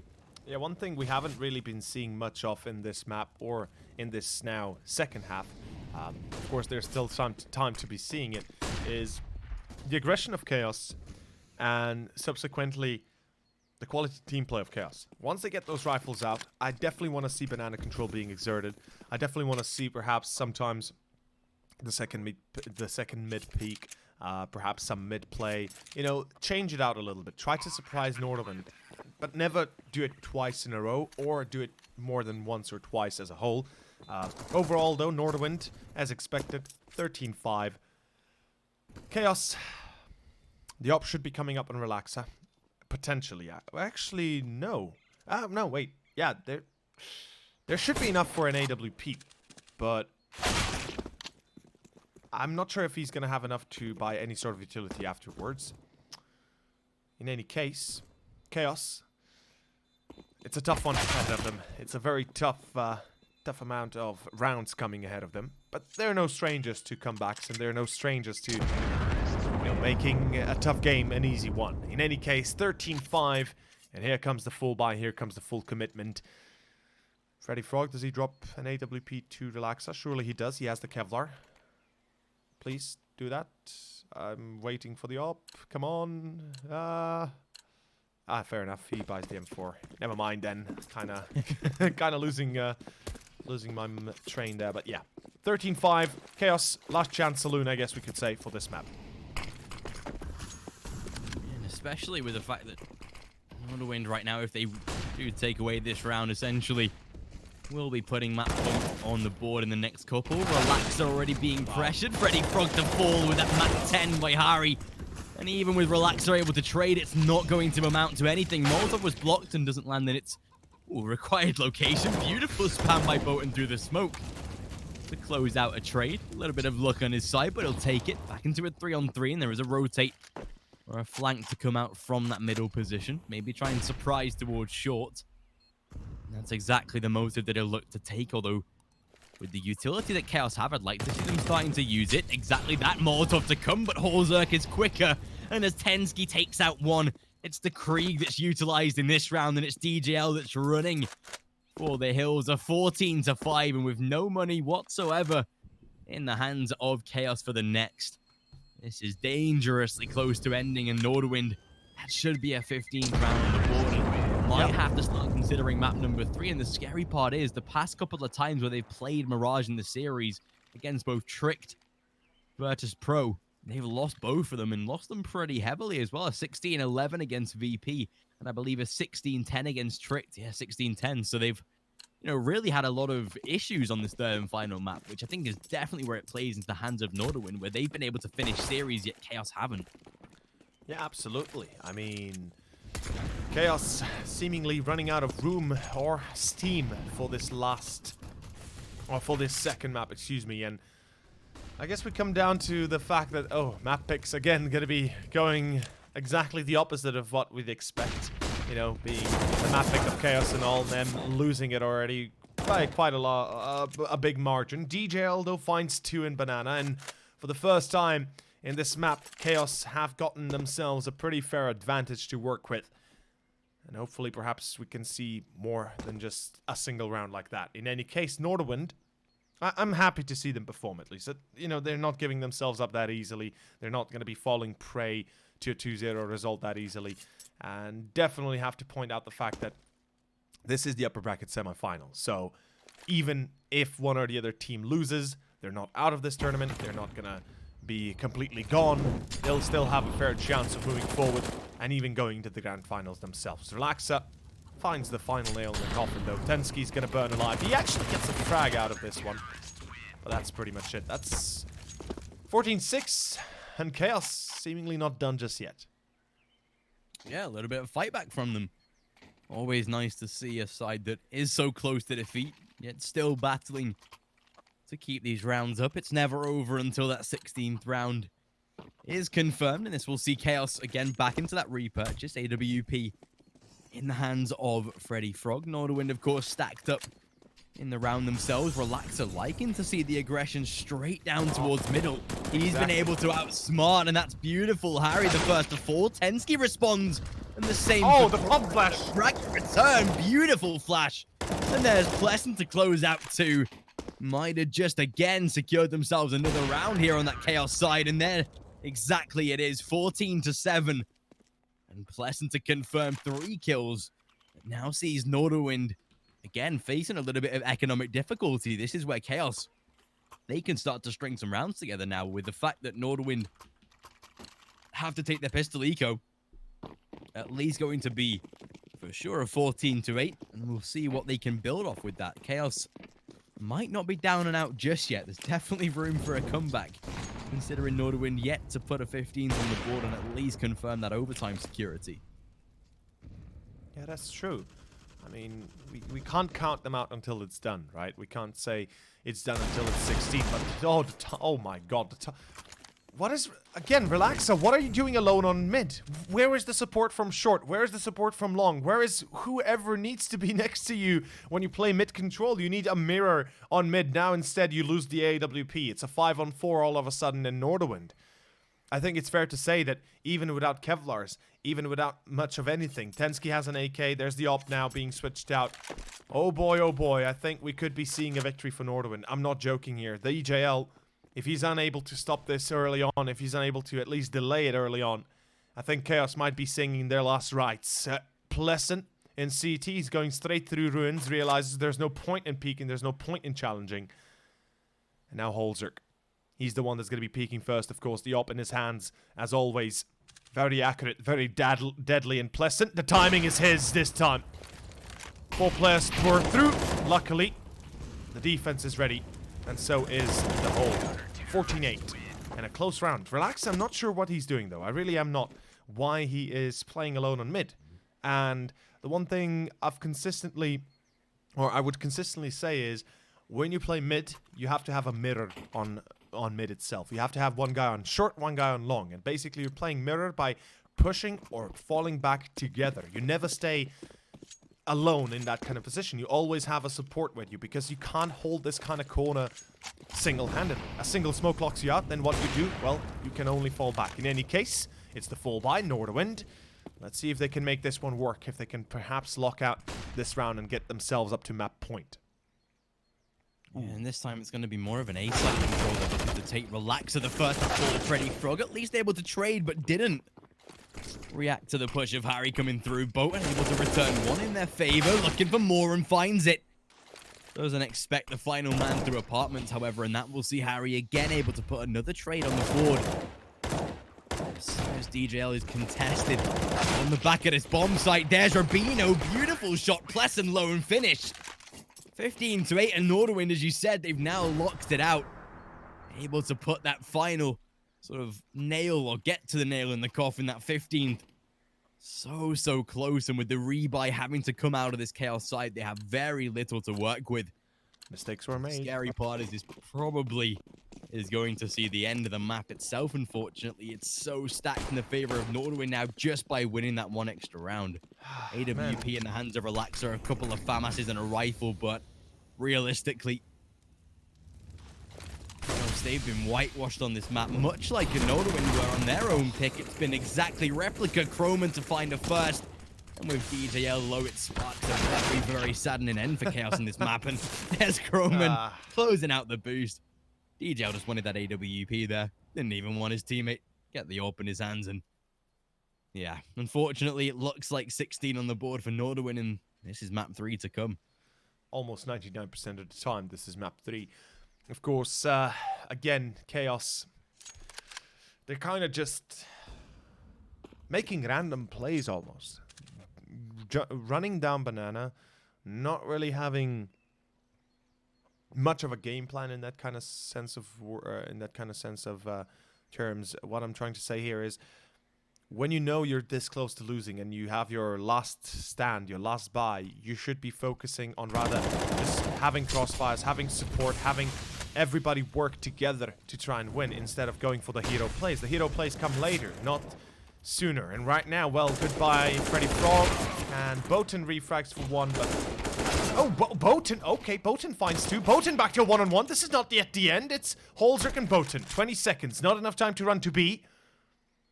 He has enough time to challenge this, though. Holzrick, yeah, gonna be able to pull it off. There we go, 16-8, final score. Map 2 done, as Nordavind win Inferno, the map choice of Chaos. Yeah, and what a way to end the map. Just a round difference in the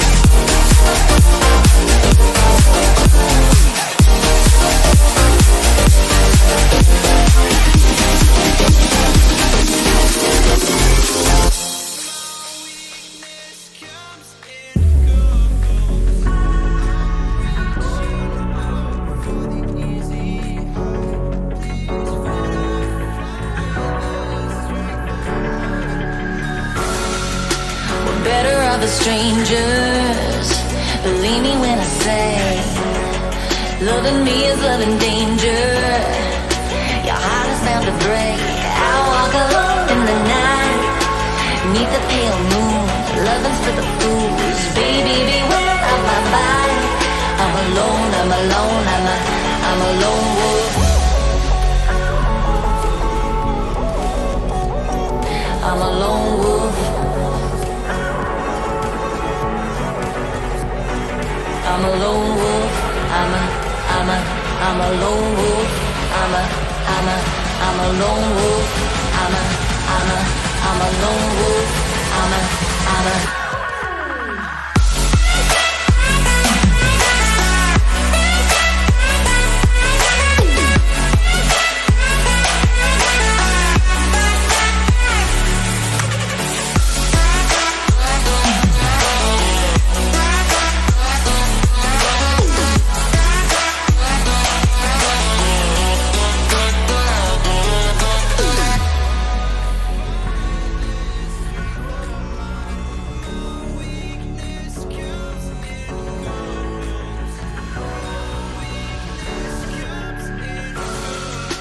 creeping through the shadows and the corners of your mind. I go with the windows, I run but I don't hide. I hear the call of the wild, whispering the name. No, I can't be tamed. My heart belongs to the night. I'm alone, I'm alone, I'm a lone wolf. I'm a lone wolf. I'm a lone wolf. I'm a lone wolf. I'm a lone wolf. I'm a lone wolf. I'm a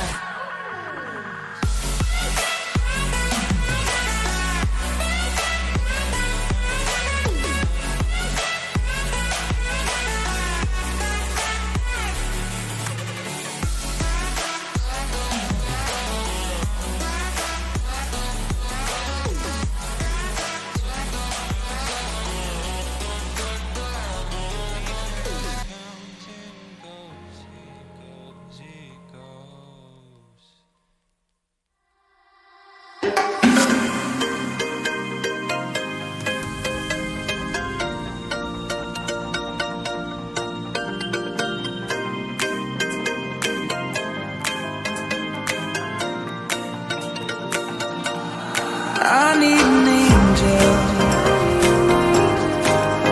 to save me from myself, holding my savior, keep my heart upon the shelf. Do you remember the things we said, the things we felt, calling forever, for every passing moment left? I need an angel to save me from my fate. I need an angel to light the sky along the way.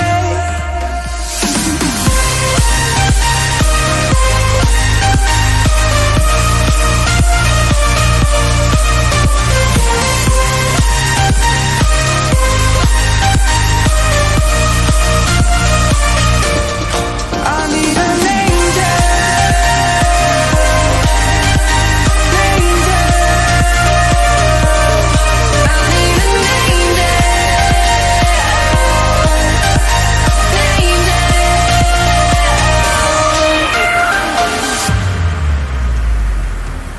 I need an angel to save me from myself, holding my savior, to keep my heart upon a shelf. Do you remember the things we said, the things we felt, calling forever, for every passing moment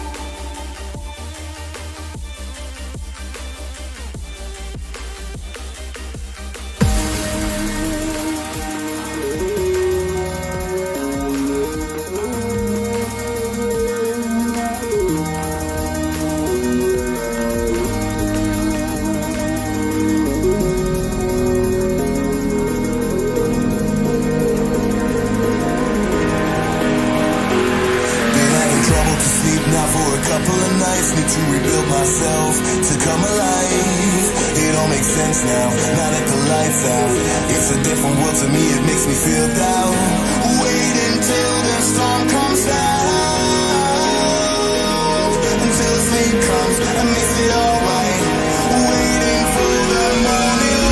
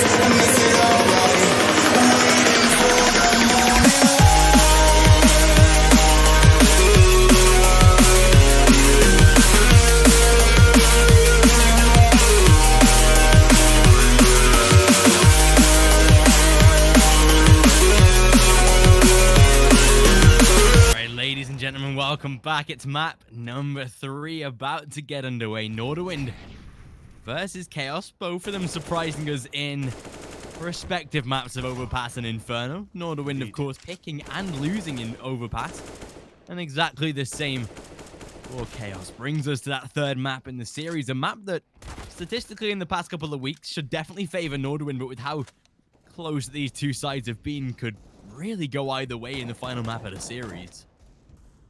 Yeah, I mean, it has been quite a fall for Chaos in the second map. I mean, Overpass opened as good as they would have wanted, or even better perhaps, and I have to admit, I perhaps kind of expected a bit of a longer second map, excuse me, or perhaps even a victory for Chaos due to the fact, if nothing else, that they opened up with a 4-0 result. But Nordavind, they were able to give us their good graces, they were able to give us their awesome performance, and as we have it, we are back onto our third and final, or at least we are onto our third and final map, and Chaos, they win the knife. They'll at least pick themselves up the side, and they'll probably start on CT most likely. This is the first time they've actually won the knife, and they will start where they want to. And I'm kind of excited to see them start on the CT, actually, because we spoke about how good their CT side has always been, but we haven't really seen much of it on Inferno, or for that matter, we haven't seen, you know, too much of a CT side on Overpass because they were able to win anyway that quickly. It begs the question, though, Nordavind, if they get themselves a good start, could we see an even faster ending this time, perhaps? Yeah, potentially. I mean, Nordavind themselves have looked like a decent side on Mirage, respectively. I think Chaos have had a tumble in the past couple of games. So that's definitely something that we should be looking out for, with the fact that they'd lost, I believe, 16-10 to Virtus Pro and 16-11 to Tricked on this map. So there's definitely sort of room for exploit from the side of Nordavind. We know that they've played and won Mirage in recent times as well, so they're definitely going to be fired up for this. And on the T side, they have to be as ready as ever to begin with this pistol, just because the T side is way more demanding on Mirage than it is on most. But this time, they've actually played this really well. They've drawn out a lot of rotations from the Chaos side toward that A part of the map, and that will see Freddy Frog at least inside of the kitchen. Has the support. Tensky, beautiful peek, though, as he finds himself the first bomb.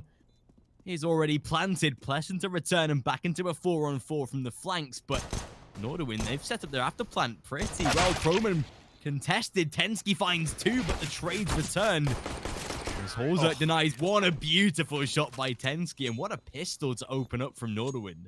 Yeah, and this is exactly what I had in mind with Nordavind starting off their T side strong and sturdy. As, oh, what? There's a 6. Oh, that's the. Oh, never mind. I was like, wait, who just joined the server? Thankfully, it's only the coach, so it's not a problem. He immediately goes back into his rightful position. Yeah, Chaos. Speaking of Chaos. I mean, okay, they lose the pistol, sure, but they decide to go force, and this is where I have to say I disagree with this kind of buy. And already the entry is on the side of Nordavind as they take down Pleasant. And I mean, Chaos, they've let go of A completely. They're banked up on B, unfortunately not really going to be able to do much, and it's pretty much done for the round at least. Should be 2-0, I have to admit, Chaos. Mirage might have been a map they played in the past, and, you know, they have had some performances as well as victories on top of it, but you've mentioned, before we ended our second one, is that Chaos have had issues on the third map of their series, and specifically Mirage, it's been a problem for them where, if we look back at history, how they have issues closing out series, how they have issues closing out maps, and on Mirage specifically, I believe there were a few occasions, at least I remember one of them, where they were winning like 13-8, 14-8, something like that. I'll have to recall which exact game it was, but I'm fairly certain it was Mirage and it was Chaos.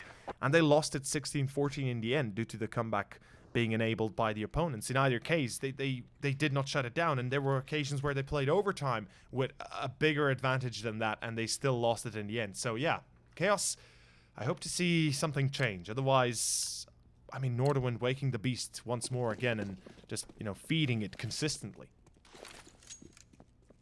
And that's the thing, we've seen a lot out of Nordavind, especially, like you said, with the third map of the series that we haven't been able to see from Chaos, and I think in recent times that just shows that Nordavind have made massive improvements with what they've been able to do with their side, and this time, after taking that second round, should be a third to come as well, although Chaos have set themselves up very nicely toward this B-bomb site. Every single man stacked up and ready for the aggression that Nordavind might want to show, but overall they are going to be more split toward middle and just more of a default approach to the round itself, not going to be overly putting all their eggs in one basket. We do have at least a player lurking towards B, but that is pretty standard. They will try and take short control, which they, of course, will be able to do successfully. So do they know they're about to walk into all 5 players of Chaos, though? They have to be careful with that, but checking all the right angles, and they've realized that they can work their way inside of Connector, so maybe we'll see them dip toward the A site instead, which is actually a beautiful read of the round itself. They've realized that because they weren't contested on short or window, or even in the close depths of Connector, that A site was probably clear, and exactly so. They'll walk right on through, and that's a really smart decision out of Nordavind, just to adventure a little bit further than you might like to. Find some key information and work off it. It's a beautiful anti-eco round, and that should see a third on the board going into the, of course, full purchase of Chaos going into round number 4. Yeah, absolutely.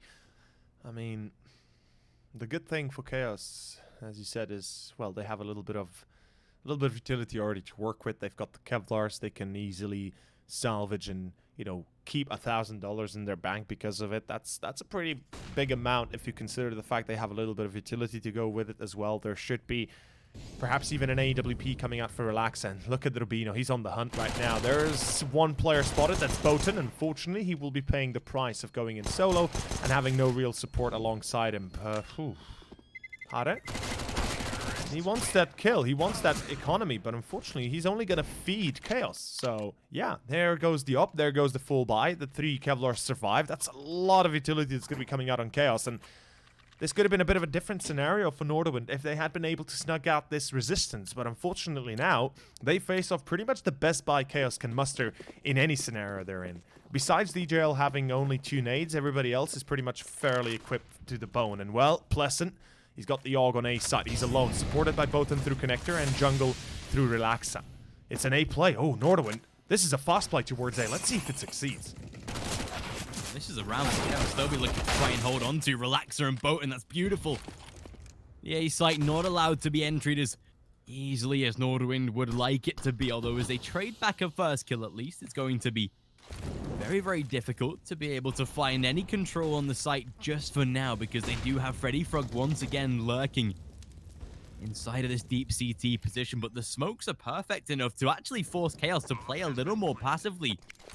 And as that bomb does go down, Holzerk dropped to 16. Some great damage to be dealt, and oh my god, a peek from Holzerk that sees Freddy Frog to be closed out. Relaxer's looking for the trade back, but still not able to find it just yet. Boaten inside of Connector and a 3-on-3 to contend with. You have to move quickly. Only 20 seconds of that bomb timer left now. And whilst they do have defuse kits... Oh, DJL! Thank God he spotted the man there. That could have gotten incredibly worse. Although with the defuse coming through, there's the denial.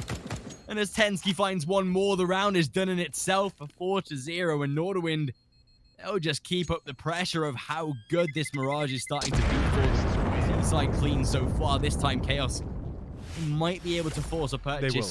I think they will. Could be looking to, yeah, and that'll see a 4-0, but was close from Chaos. A nice little attempt on that A site, but Nordavind this time coming out on top and taking another round.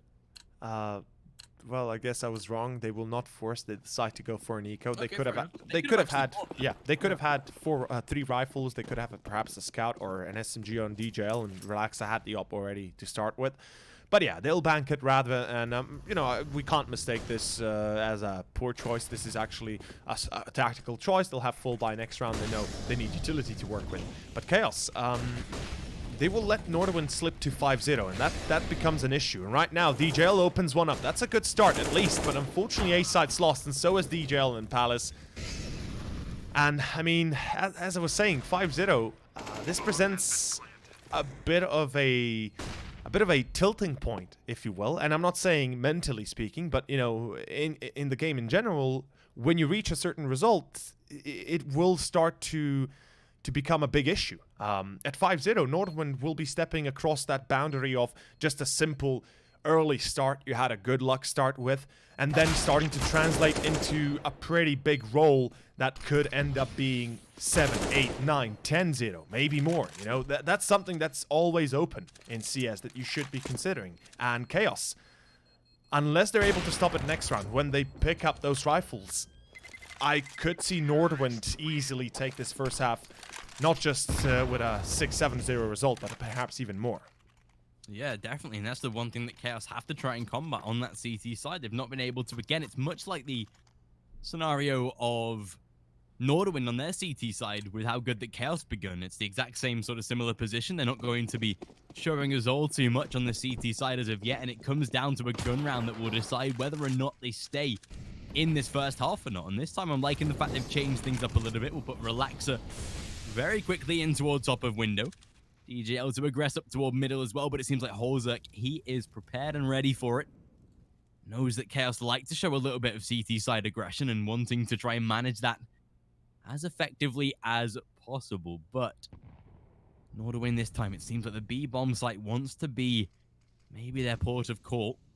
And Rubino watching in the pass and the rest to be set up accordingly. A couple at least toward that A side of the map, maybe trying to add a little more depth into the round itself.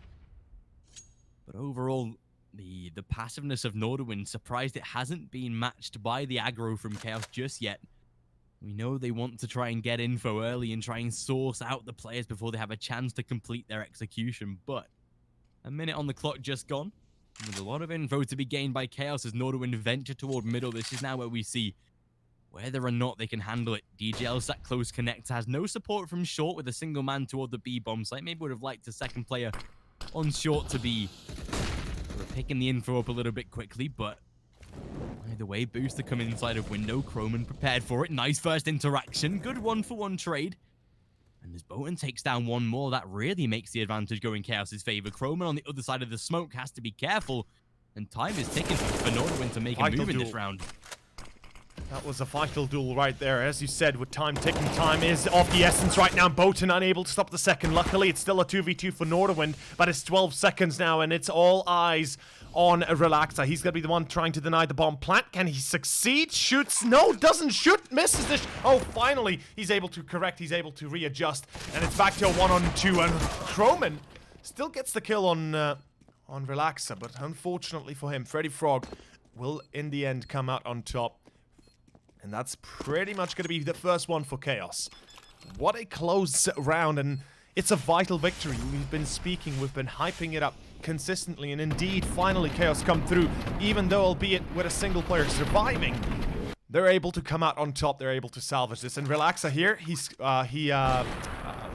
did the too quick of a switch, and, well, unfortunately, he didn't shoot at all, but I think that actually saves his life there because of it. If he shoots, then there's enough time for the planter to come across through the left side and potentially get the frag. Whilst because he doesn't shoot, he's able to get the frag in the end. Top mid push though by Plesson, fully blinded out, gets a kill still, gets away with two. Plesson sprays down, doesn't get the third, at least not yet. Holzerk fighting, he's gonna stay up there, and Holzerk will win that one. Unfortunately for DTL, it's Croman to refrag. Tensky coming out of pit. Wait a second.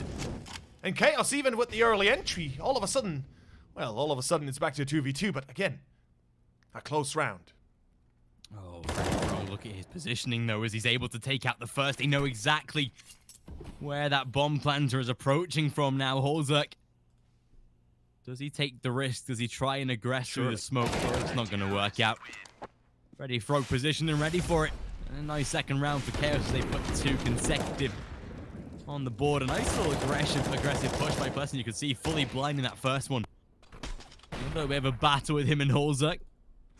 But either way, not that it will overall matter. 5-2, and Chaos have to keep up this run of rounds we've seen just in this series itself. It's so quintessential for CT sides to be stringing consecutive rounds together, especially when we've seen the T side take maybe 4, 5, 6 rounds in a row. That's where they have to start to come back. And now that Nordavind are down to pistols themselves, should be at least a chance for Chaos to put a third on the board and remain at just a little bit competitive in this first half so far. They're not there yet. They have to tie things up and look to take the lead on that CT side, but they're getting closer, and Plesson can see him itching to try and check toward underpass with a lot of players, every single man grouped up inside this underpass position. Whoever drops down is going to have a fright here in a second if Plesson goes hunting, but yeah, he's going to peek that now. Nordavind. Oh, they're waiting. Oh my god, he's going to be like, guys. Oof. Whew. I'd like to see that fight. That certainly sounds like a pretty good one. Imagine Plesson going crazy, just putting 5 headshots in a row, 5 headshots in a split second row, and that'd be like some Super Saiyan stuff coming out. But yeah, Nordavind's chance here is obviously going to diminish every time they try to go out in the open. They'll be locked out, and well, Plesson might not be 3 headshots, but it's 3 kills. It's going to be a hat trick, and I mean, they duck walk him out. Obviously, that's easy to shut down. The 4th as well. Go for the ace, Plesson. Go for it, Tiger. 15 bullets. You've got enough. You don't need to reload even. Nordavind, I know what they try here. I mean, we all know what they try here. They get themselves into a position where perhaps they are able to snag a rifle. You know, they expect the push out a window, the jump out a window, perhaps even. If it were an AWP to be dropped, then they have a chance to challenge the guy in connector, perhaps the guy in short. I mean, it opens a new venue of attack for them if they get the 1 kill. But in the end, Chaos is too smart to let that happen, to let that 1 right slide. And it's going to be Chaos 3 rounds in, with Nordavind still dealing with 2-round difference. But Hare, ooh, this is a bit of a fast play towards connector. I think he wanted to jump through, but he doesn't want to give the sound cue to Chaos. And they will be going through connector. Ooh, this will be spicy. A very vital fight coming up. And if actually Nordavind get this kill here, the round should be gone. This is too quick for Plesson to even consider that they might be through connector right now. They're already taking over that A-bomb site. This is beautiful from Nordavind. They're already closing out Botan. Plan's already looking to be made, and definitely should relax a whiffed the first AWP shot. A 5-on-3, and that'll see Chaos already going for a save, and rightly so. I completely understand it. That was not even a failure on their part, just the fact that Nordavind moves so quickly that you'd never expect them to be in connector with like only 18 seconds of the round gone. So unfortunately for Pleasant, timing wasn't in his favor, but a 1-on-3 that sees Freddy Frog at least taking down Harry. But overall, a beautiful round from Nordavind that just show at the push of a button, they can switch their pace so quickly. I wouldn't go as far as saying it wasn't completely their fault. I mean, they could have adjusted for it. I guess we could add here that if they know nobody's watching mid or nobody's really keeping an eye out on mid, they should have somebody at least be aware of the fact they can do that. And I'm not saying this is something consistently happening. But again, the timing was off, obviously. Everything just kind of aligned perfectly for Nordavind. And Chaos, well, they'll have to pay their dividends. It's going to be an AWP and Relax at full buy still coming out. A double up, actually. Freddy Frog with the secondary. I kind of like this decision. But Nordavind, they've been raising the stakes ever higher. And seems like they're getting the victory so far. Still a 3-round difference. 3 players towards mid, or at least 1 pushing. It's Pleasant again. This early peek into mid might actually cost them everything, as Holzik is ready for this play. Luckily, Pleasant not going to over-assert himself. Stays moderately refrain this time as he wants to just get back towards short. Going to be playing again that double AWP setup. We know that Chaos do like to run this, typically in the hands of Pleasant, but on a map like Mirage where he's a sole aggressor, you can't be sort of managing him or asking him to play that AWP role as well. So it will be this time in the hands of Freddy Frog. But Chaos overall set up pretty well for any sort of B aggression. Freddy Frog going to try and position himself inside of this window. It's a nice angle for a first kill. Gives you an easy escape to get back into the bomb site and stay protected. 50 seconds just gone, and it seems like Nordavind will aggress through the smoke a little bit. But with only a single man close vicinity at this B bomb site, Freddy Frog is really a sort of a one-time use right now. If he gets killed, that's essentially the site open. Luckily, lands the first kill onto Rabino, though. There's the support out of Pleasant. Need to finish him off. 5-on-3 to contend with a good trade by Tensky, but DJL's already there for it. And as Relaxer misses again, another shot. That's maybe the 4th or 5th in this game so far that he's not been able to take. Not to be denied, but there's Croman. Off and holds that last man to be closed out. Beautiful round by Chaos, keeping it very, very calm and collected on that little retake they had to make there. And Nordavind, even though they get the bomb plant, it is the round that goes in the favor of Chaos. 6-4 in CT side. They're staying within that 2-round barrier that they've been at in the past couple of rounds. Yeah, kind of able to at least chase the tail of Nordavind. Of course, it doesn't do them justice economy-wise, as they don't have really much of a bank to fall back onto. The bigger problem here would be the fact that, well, their loss bonus has been completely reset. I believe they're at maximum $1,900 or $2,400 loss bonus. So that will present an issue if they do lose. Now, obviously, there's a little bit of bank here and there, and if they get a few kills on a few vital players, they perhaps even still can rebuy the next. But the problem will not go away anytime soon, and Nordavind, a tactical pause, I presume, talking out what to do, how to play it off. By the looks of it, it's a full investment. They've got everything on the line right now. A Mach 10 on Hare, SG on Tensky, and Holzik, of course, with his pretty much classic buy, AWP, always. If not that, then just a single deagle will do. But yeah, Chaos. At least they're able to keep it somewhat contained. Double up, and let's see how it works out. Again, it's going to be Nordavind that try this fast play toward connector. They want to see if it works a second time. See if they can outsmart Chaos yet again, and that seems like exactly the idea that they're going for. Croman will be the first to shut down. It's Relaxer to fall, and again, Nordavind just highlighting the weaknesses of this A-bomb site for Chaos. That's twice that they've tried this, and twice that it's worked. The A site, the quick wraparound from connector, and yeah, this is something that Chaos particularly aren't showing that they're able to handle. Again, Holzik closing out Pleasant, a 4-on-2 that should see Chaos now just going for that save. But a 7th round on the T side of Nordavind. This is starting to really work out for good numbers. But the T side, Freddy Frog at least able to return fire, but Chaos, they need to adapt to what Nordavind are doing right now. They can't allow a 3rd time, or even, this shouldn't have happened a 2nd time, let alone.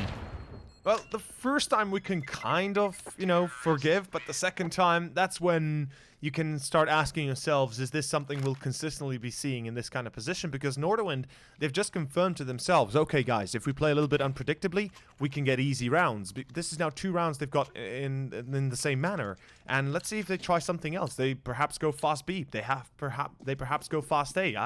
I mean, the possibilities are endless, but Chaos, look at the change. They put 4 players on towards A. They are mad about losing A right now. They'll be playing mid control by the looks of it.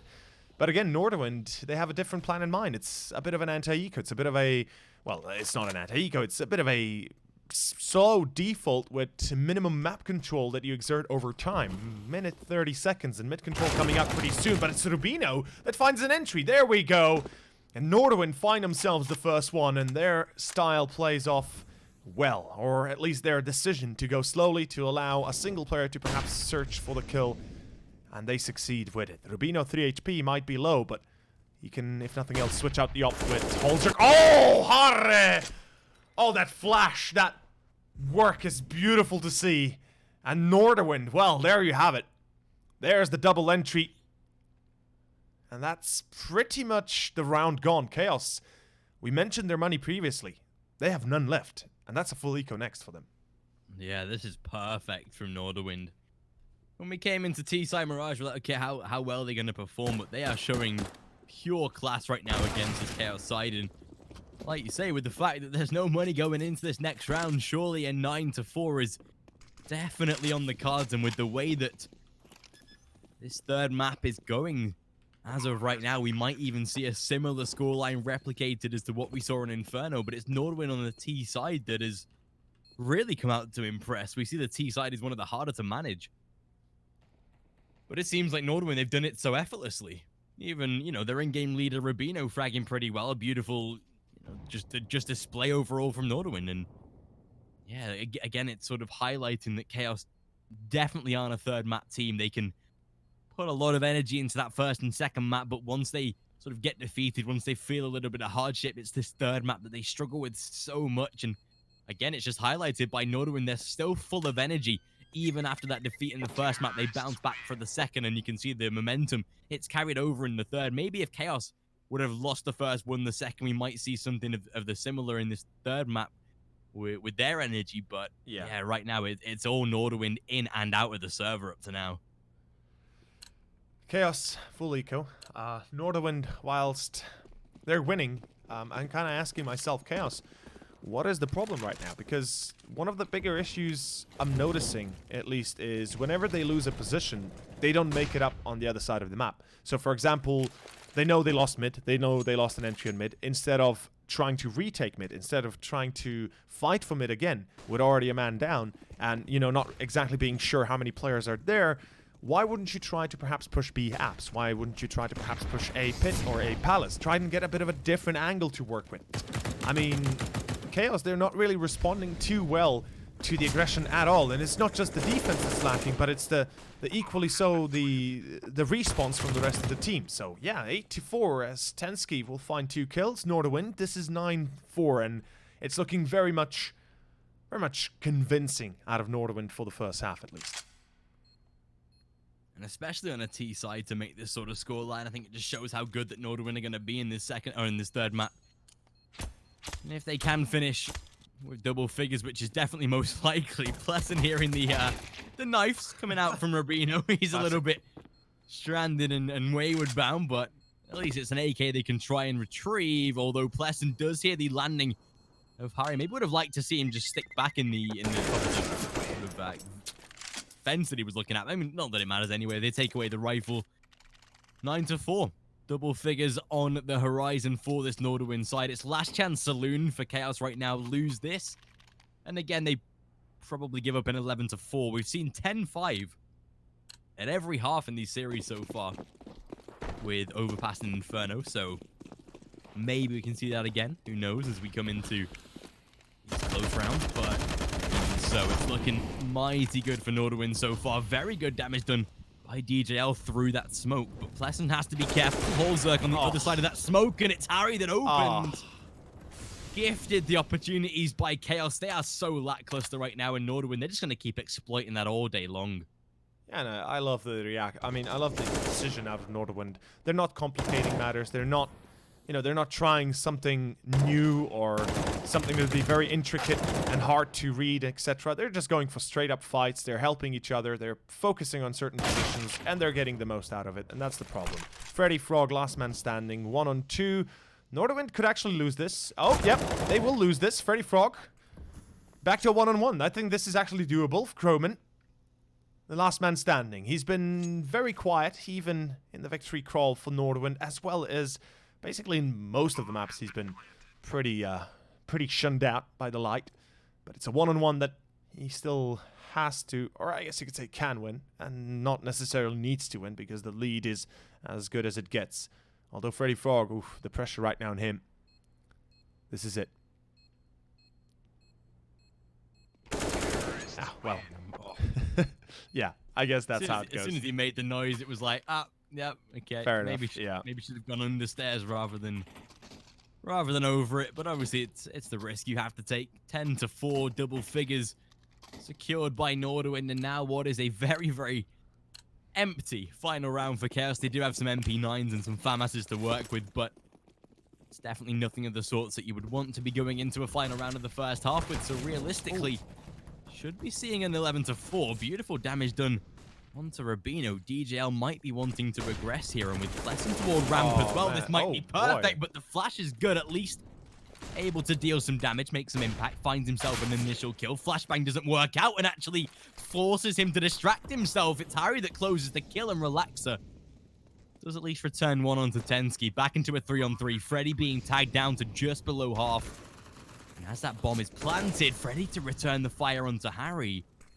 Roman trying to at least... Oh, he did spot the head of DJL. That's beautiful info to be gathered. He can just stay safe inside the sandwich right now. This is a good position for him. The lineup is true. Croman. That's it. Back to a 1-on-2. Back to a 1-on-1, actually. DJL, perhaps he can salvage the round. He's trying to spray through the smoke. He's trying to tap away by time, but unfortunately time is already gone. Yeah, Croman plays it perfectly. He's like, yeah, you know what? Doesn't matter. I've got this, and there's no time, no matter if he had a kit or not. It is going to be 11-4. Final score as Nordavind close out the first half of Mirage. Not just successfully, but we can say easily so that Bet.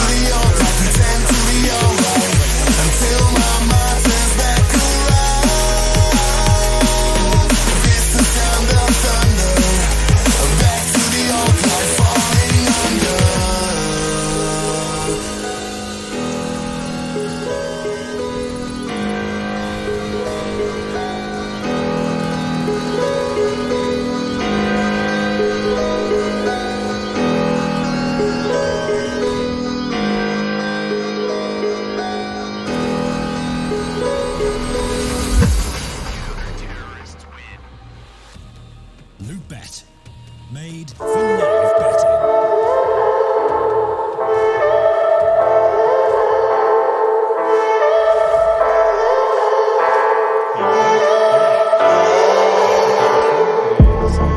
I'm feeling so. it's best of 3. Winner goes to face off Tricked. Loser off to face off Avangar in elimination. It's fair to say that Chaos right now looking like there will be a lot of order in their life. Yeah, this is looking very, very difficult for Chaos right now. They have at least, you know, the utility setup to come from this pistol round, but Nordavind, they've just proven how good they can be when it comes down to the final, the final length, realistically. Chaos, we came into this knowing they weren't a good third map team. They weren't as good a Mirage, but I think this is a washout of what we've seen. Blessing and a whiff the initial shots. Holzer going to play for the support though, and as he takes out at least the first. Maybe sent his teammate to death a little bit there. Luckily, Rubino is there to respond, but finally the trade does come through. It's a 2-on-3 that they have to work with, though, and already a man inside a CT. It's Botan that's able to close down, and it seems like Chaos, they might have found a little bit of resurgence. Exactly so. Pistol round to go in their favor, 11-5, and they will bag a very important round in that pistol. That was a bit of a bait coming out from Holzerk.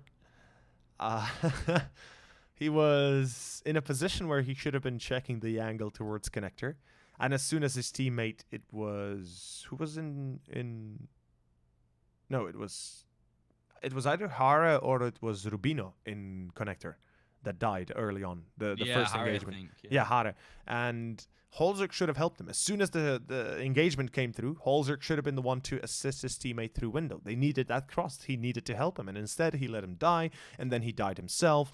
And, well, we know the rest, how it went down. So Chaos, they find themselves the pistol at least. They open it up strongly, if nothing else. But Nordavind, how do they plea here? Do they go for a force buy? I could potentially see it, although I don't think they'll make the same mistake as Chaos did. Yeah, Nordavind not particularly a side that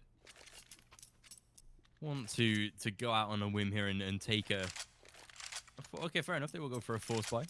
I mean, Out in the hands of Holzerk. bit of a mixed buy, really. Yeah, it looks like more of a half Kevlar. Well, not, Yeah, more of a half buy. Yeah, it's just, you know, they'll invest a little bit. They'll go for the eco next, and they'll try to do whatever they can with this. And, well, Holzerk opens up nicely. Unfortunately, it's Hara that falls. At least they're able to deal damage in a round like this. It's always nice when you... Oh, Rubino. Okay. Oh, boy. As Relaxer falls, this now really starts to get a little difficult. We need to see a resurgence out of Chaos. We want to see them fighting back in these types of rounds. They shouldn't need to fight back, realistically, in a round like this. This should be the round where they just come and clean things up very quickly and send Nordavind on their way, but at least able to add a little bit of damage, put a couple of kills on the board, some nice money bonus to be gained as well, so there's definitely that for Nordavind. They shouldn't be winning the round overall just because Chaos have these rifles still left to work with, but you can never count out a side like Nordavind when they have the Deagles in hands, and Yeah. Holzerk hitting scout shots for days. 55 on the clock, and it will see Chaos making their way toward the A-bomb site. Bomb to come through from T-spawn with Freddy Frog lingering toward the apartments to try and stay safe. 40 on the clock now, and whilst Nordavind have put a lot of their eggs into one basket by stacking this B-bomb site, that's info there to it be goes. gained and Freddy Frog to be finished. They now realize that he was the only man, and oh, they've worked out entirely that it's an A-bomb site taken. As soon as they realize the scout is there, they alter position, plant to go down, a 4-on-2. And this is going to be really hard for Chaos to contend with. Oh, no. Pleasant. Close range. He was the Oh. one to bait the CT play, but instead it is Tensky with a Deagle, and Tensky again connects on DJL. Down to 26 he goes, and down he goes with the round itself. The defuse is there, and so is the round. Tensky and Rubino, the two men we can say safely won this round. As Holzerk opens it up with the scout on mid, it is the two boys with the Deagles that lock it out in the end, and good choice by Nordavind that they do not over-rotate, that they leave the scout on site to be able to buy time and to be able to buy position more than anything to keep CT open. If CT is lost, Nordavind would have had such a harder time to retake this site. Instead, well, they get across easy. Pleasant, a bit of an unlucky death, but, well, it is back to an eco for Chaos, and I don't know how I feel about this, but it's starting to shape up into a pretty darn good second half as well for Nordavind.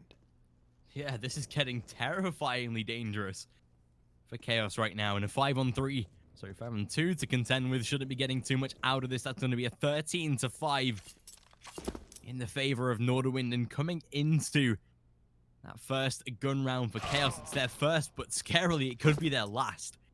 Just because if they take that 14, the 15 is going to be maybe a last chance saloon to fight. But yeah, overall, Nordavind just taking a lot of the control in this game, and even though it's a third map that Chaos aren't particularly strong on in recent times, you sort of think that this is a game where after the way they played on Yeah. Overpass, as the way they were able to dismantle Nordavind. They definitely had a chance to come in and do exactly the same. They started, you know, Inferno pretty well, getting some 4 rounds. If they did the same, they might have had a different outcome here. But right now, it's Nordavind that are really showing us just how good they are. And when it comes down to it, maybe the better side on the service so far. It's Holzerk that's able to close down DJL for the first. It's Harry that's close toward ramp. They're showing aggression. They're wanting to bring the game to chaos right now. Pleasant inside of a lot of room, though. Be careful. Yeah, this is a very dangerous position for Pleasant. If he dies, he allows Nordavind a position that certainly Chaos cannot afford to lose. In any case, what I mean here, Rubino, he misses the chance, as Pleasant will actually snipe him through that unbroken window. Unfortunately, still, it's Tensky and Holzerk. And Holzerk in the end. Oh, that is just a big turnaround, and it gives Nordavind the confidence if they hadn't had it up to this point.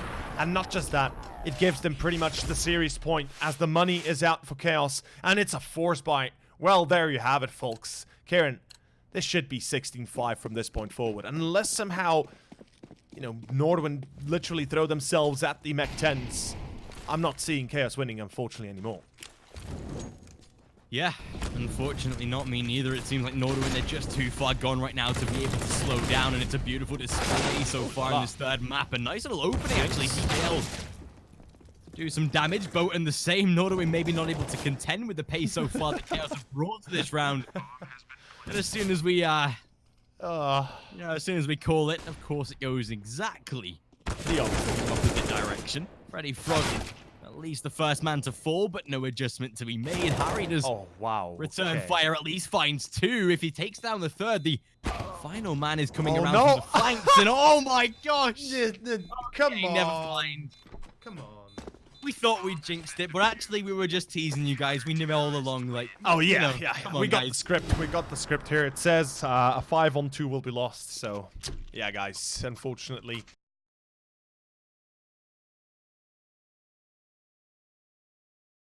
Or was it the exact opposite? It was. Wait. They met recently. Nordavind won 2-1, I believe. Yes. They. In the series, I think it was a closely battled